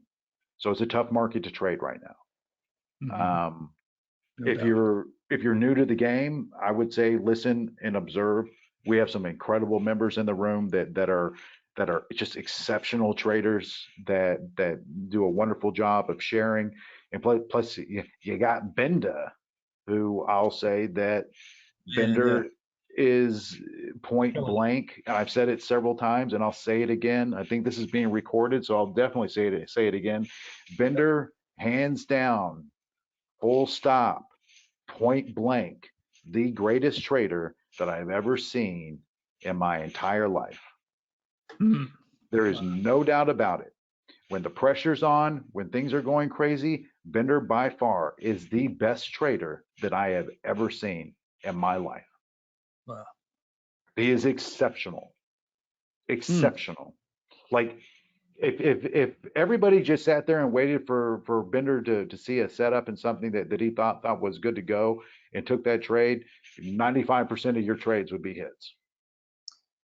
What makes him so good? What's he got? What's going on? I don't know. He's Bender. I don't know.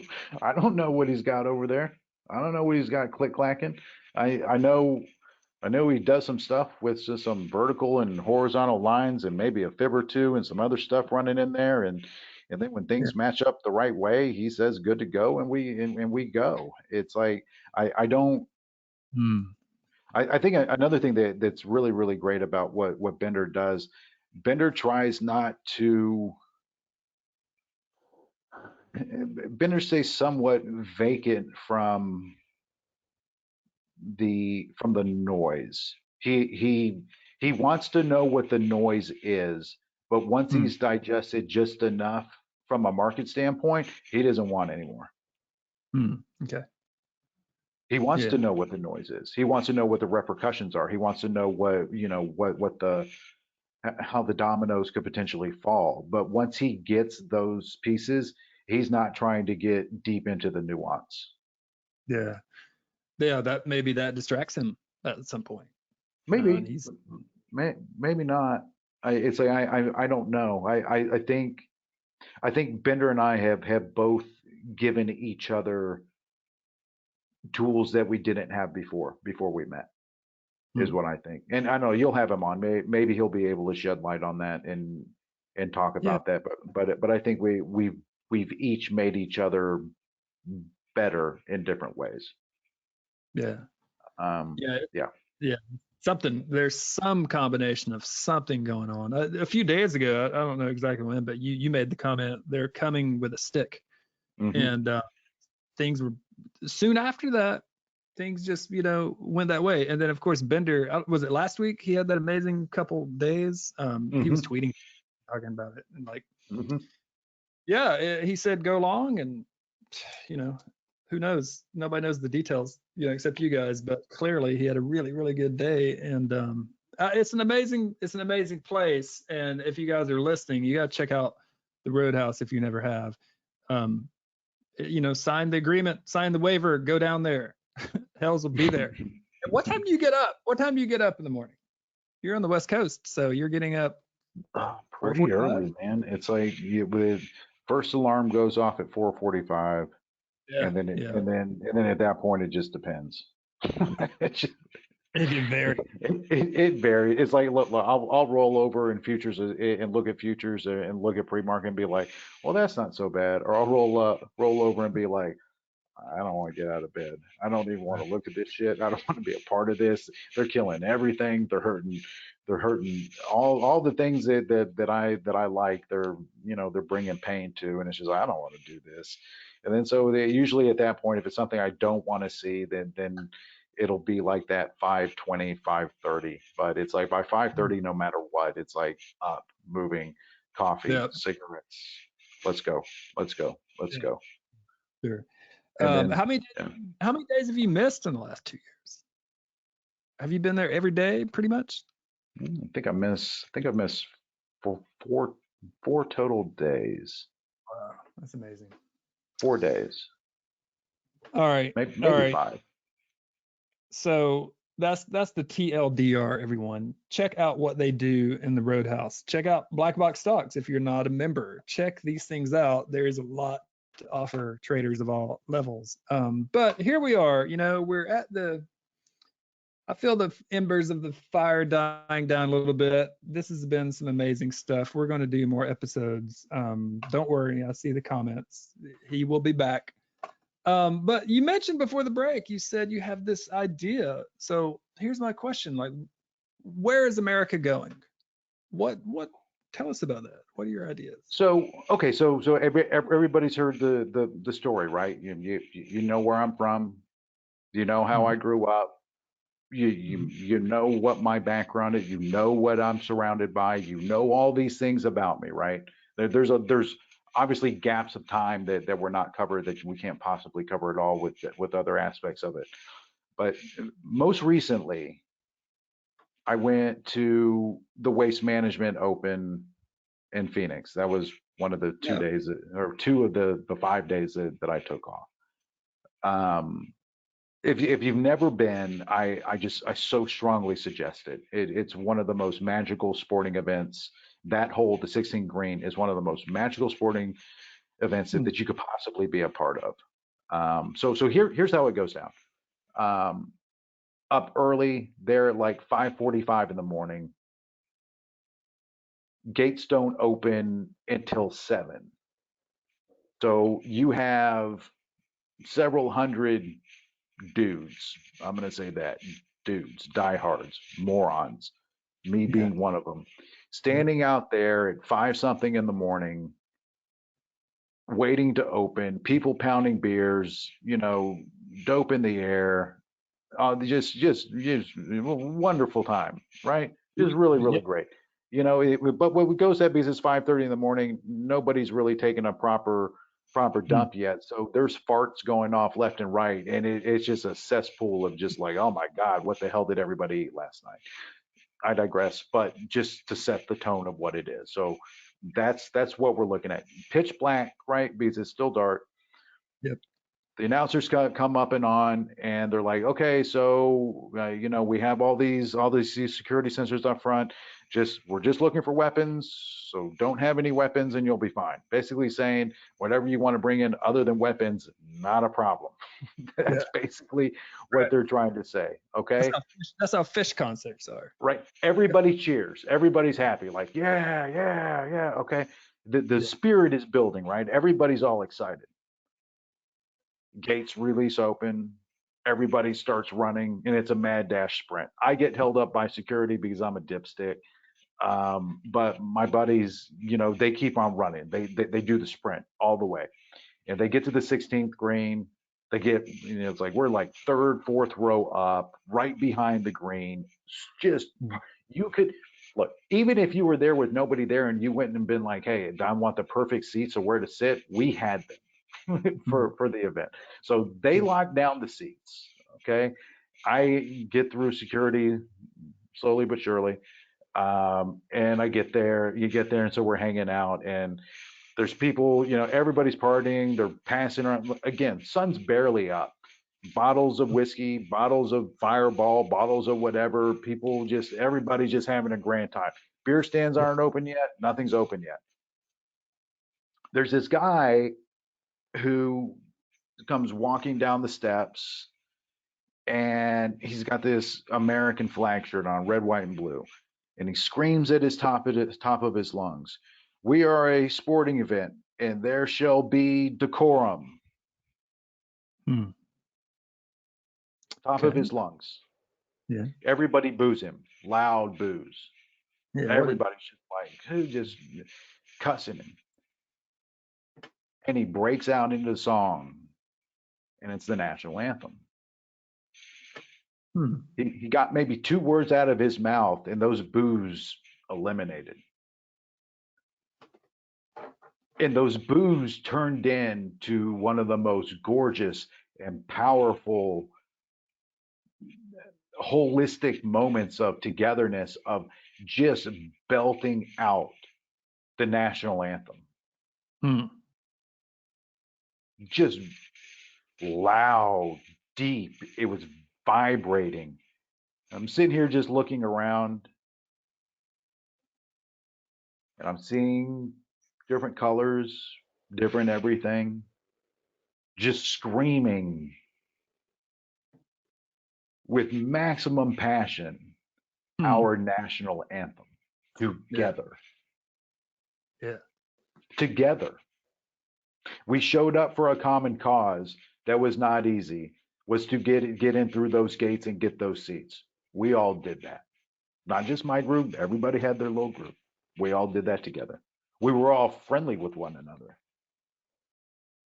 We all had a common purpose and cause, which was to have a great time and a great day.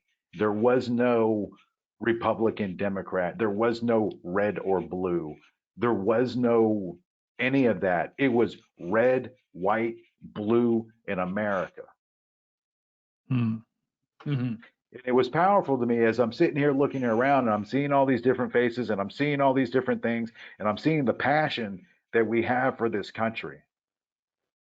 But we get so lost in trying to tear each other down because you believe in somebody like a Trump, or you believe in somebody like a Biden or Obama, or you believe in this, or you think that this and you think that that, instead of being like, how can we be great together?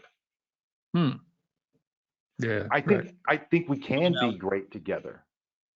I think we will be great together. But we have to demand more from the people that pull the levers.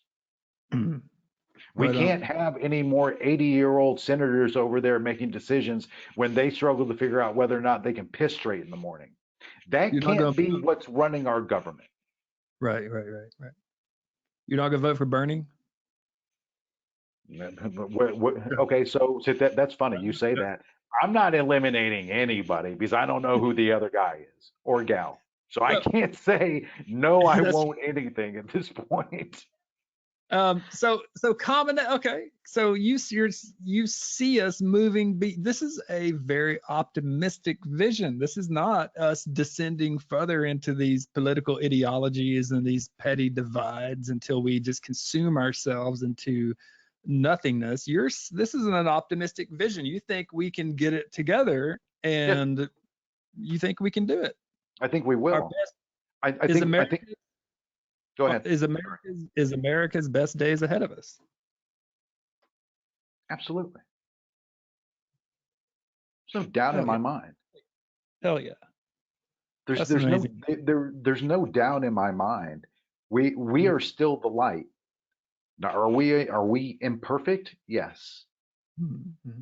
We are imperfect. We always will be imperfect. But America is the light. And what will keep that light bright is when more of us decide that red, white, and blue matters more than just red or blue. That's when we're really going to accelerate. That's when we're going to stop. When we stop taking the red meat that's being thrown at us, either from MSNBC or Fox News, those red meat headlines that they throw out there just so we can go and fight and war with each other. When we stop taking that bait and we're like, yeah, that's cool, but we really do need immigration and reform. That's cool, but we really should do something about our education system. That's neat, but can we talk about healthcare in a real way? Can we do that? Or that's cool, that's really neat, but can we talk about actually making a real focus to go green? Can we make sure that no vehicle is bought by the government in any capacity unless it's green certified? Can we start actually spending money can we stop trying to fill bills with pork in order to line the pockets of not only ourselves but our donors? But we're responsible for that. That the voter is responsible in demanding more. Because when I look at America, I can look, and this is going to be the flashback to capitalism. I can go back and be like, look at Apple. Look at Tim Cook and how he runs that company. Wow.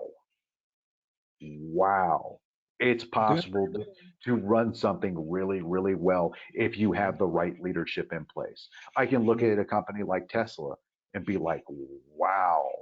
If you have a visionary and somebody that can execute on a vision. Wow, what do you have there? I can look at a company like Nvidia and say the same thing. Microsoft and say the same thing. So you include those in blue chips, right? Like you personally, I've heard you talk about those particular stocks being parts of the future and considering them, blue chip, high value, long time frame investments. Like you're long Tesla, for Hmm. instance. Everybody knows that. People have told me you've been long Tesla for a very long time. So yeah, that's what I'm hearing. You're back to, and that takes us back to the beginning. So your political vision here, I don't want to say political, but your maybe patriotic vision is a better word for it, is ethical, and you haven't said anything that contradicts anything in those lines, because you said in the beginning you wanted to focus on policy, not politics. And what you're talking about, how can we solve this problem? How can we solve that problem?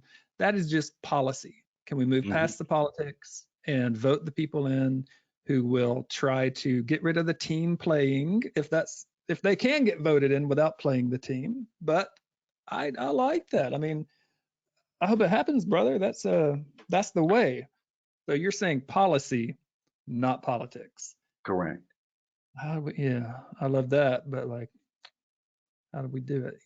You're saying we vote the right people in. Yeah. But we also have to have the right people running. That's what I was just about to say. The right people have to run. Have you ever thought about politics? Well, the lady says that if we move to a small town, that I have to run for mayor.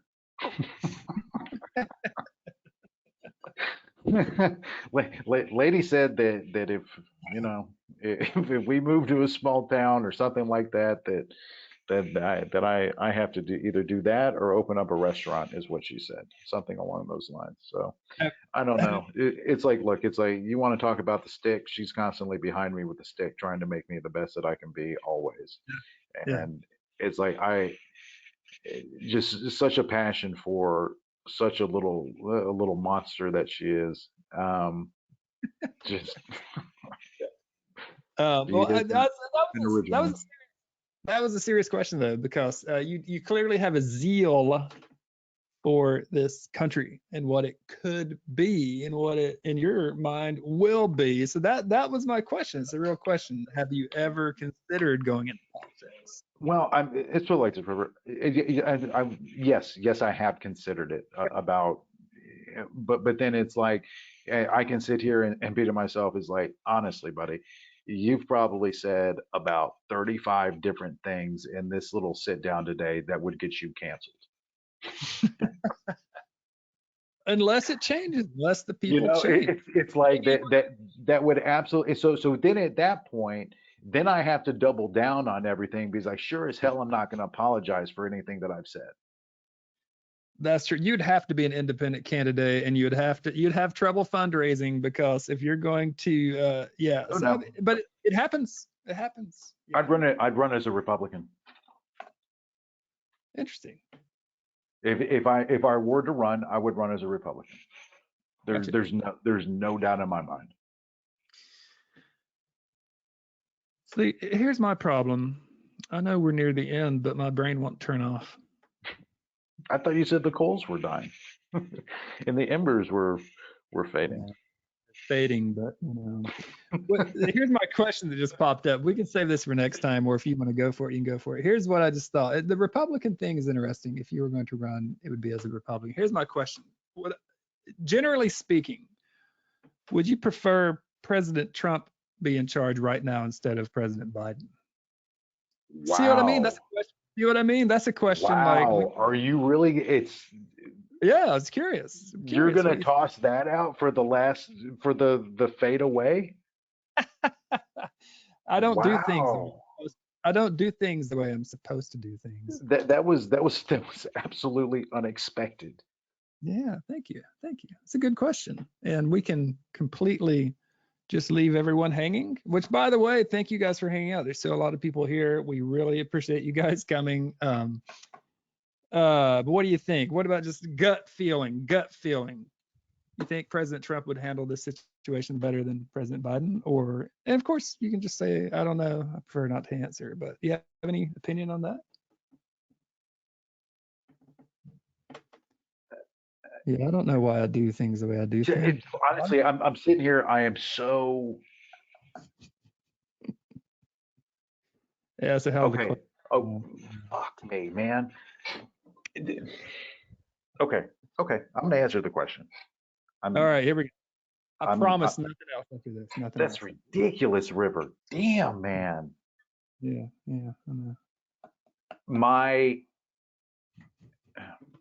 from the standpoint of what's best for the world, Good standpoint. That's a good standpoint.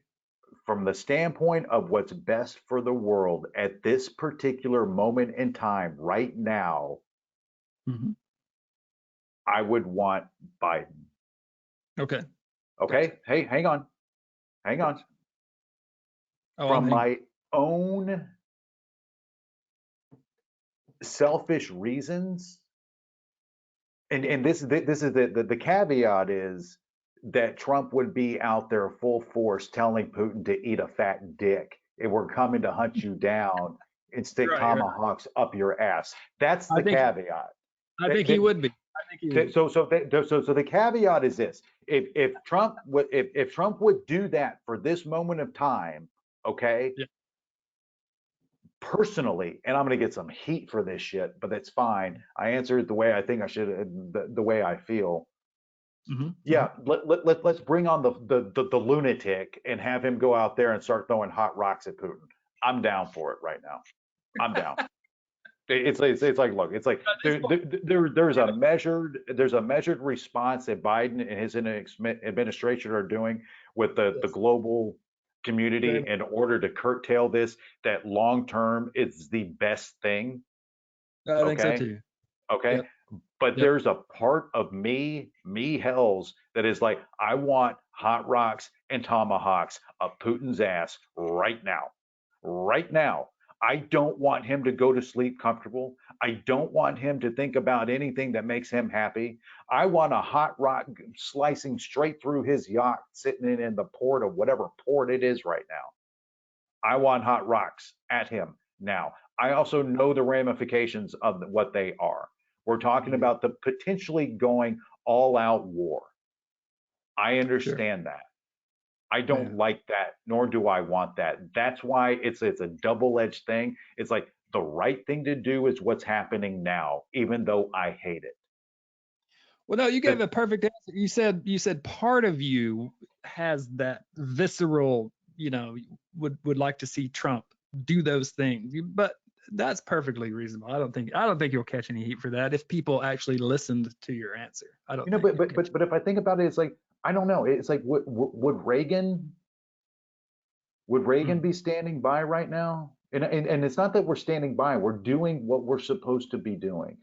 But would Reagan, mm, would I don't we know. look, we know the Bushes would not. They would have been throwing hot rocks at anybody and everybody by now. Mm, Everybody gets a hot mm, rock. Obama, I'm not so sure. Obama had no problem initiating war. He had no problems engaging. He had no problems in doing those things. Trump mm. had no problems. If you look at it, he dropped he dropped some pretty big bombs on people. Now, granted, a lot of his administration was completely misdirected, but So you're just saying it. You could imagine him taking more action. I mean, it is true. well, I President don't Trump know was. that he would look. I don't know that he would take more action, but I know he talk a lot more shit. I Okay. don't. I, Yeah. I know that he would.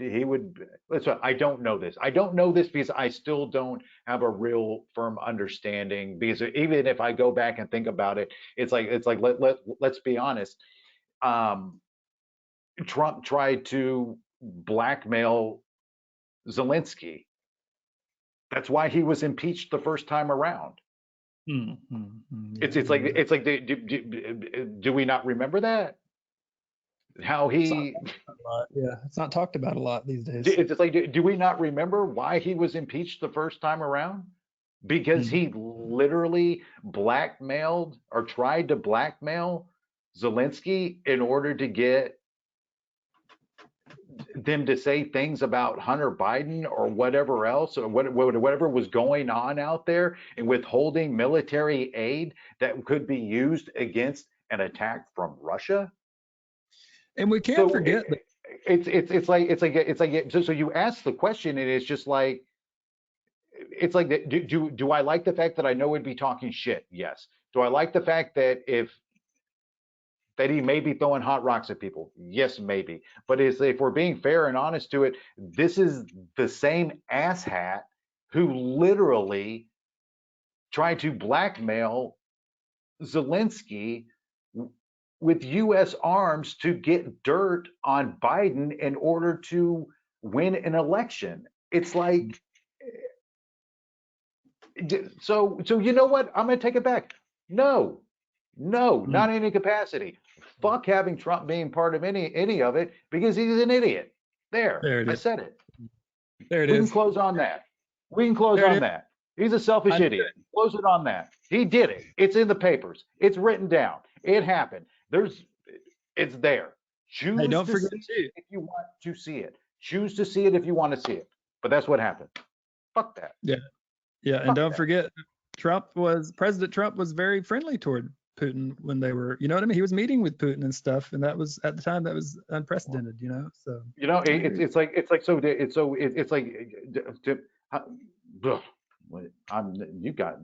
I'm actually heated. You actually got me riled up there on the last one. Oh, it wasn't me. That was just our boy. We should have just ended on the normal podcast host would have ended on the beautiful vision for America with the coming together, but then we went down this road, and we're ending in the same place. What you're talking about, the Trump era, you know, regardless of what people think, pro or con. What I'm hoping is that as we move forward, we're going to be able to be less divisive as a people. And I don't see any difference in what, you know, the last 10 minutes and this 10 minutes has came to. I think you're an ethical, unique person with valuable opinions, and you don't contradict yourself. I really love talking politics with you. You have your ideas, and you get heated sometimes, but who doesn't? You know what I mean? I love it. I love it. I think it's great. It's just one last thing I want to leave on that. It's like when I first started doing those little nightly reports. Yes. Charlie's the one who influenced me to start doing those. So it's like I appreciate Charlie a lot for doing that. But the one thing that I told him when I was doing that, I was like, I have to be an honest broker. The concept of being an honest broker is probably the most important thing to me. I don't need people to agree with me. I never need anybody to agree with me. But if you're an honest broker and you're willing to have an honest conversation and really get into the real nuances of what they are, not the surface red meat, you want to be an honest broker. You want to hold your party or your color or your team or whatever we're calling it now to a certain account, and the other side to a different account. I'm not willing to do that. I'm not willing to engage with that type of mentality. Right. And the sooner that America can move towards protecting the red, white, and blue instead of red or blue, we're going to be a force. That's the dream. That's my. Yeah. Anyway. Together. Yeah. Stronger together. River, I appreciate you, buddy. Thank you for letting me come out here and say a bunch of words. Anytime. We're going to do it again. Thanks for coming in. Have an amazing day out there. Tell the lady we send our love, and we'll talk soon. I will. Thanks, River. All right, everybody. So, oh man, that's something else. I tell you, really glad you guys came. Really glad he was able to make it. I see all the comments. I appreciate it. Okay, a couple people asked what nightly report is he talking about? Okay, HellsBells on Twitter. If you see it on the screen here, you see his Twitter handle. A little bit complicated, but you can find it. Every night, most nights, he writes up just a market report where he summarizes his thoughts on the market, and he puts them out, and it's an official thing.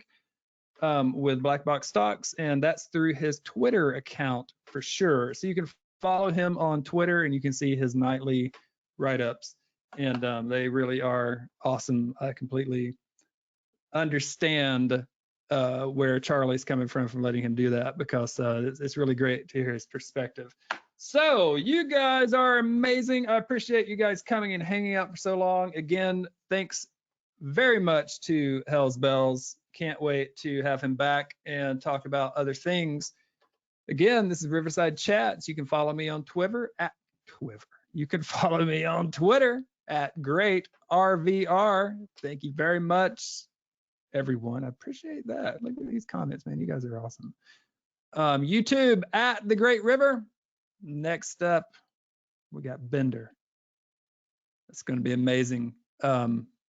So that date will be forthcoming. We will get it out as soon as we make some final arrangements. You guys have a great night. I really appreciate you coming. And again, Riverside Chats. Deep dives into all things Black Box Stocks. My name is River. I appreciate you guys for coming and hanging out on a weekend. And again, peace to everyone out there, all conflicts, including the Russian-Ukrainian conflict, every conflict everywhere, abroad, here in the United States. Just, I hope peace can come to all of us and we can all get together as people on Earth who are just trying to take care of people that we love. So, as HellsBells closed with that amazing vision, if we can just come together, we can do great things. So let's just try to stop it. Let's just try to be there for each other. There's a lot going on. I hope you guys have a great night out there. I will see you soon. Riverside Chats. See you later.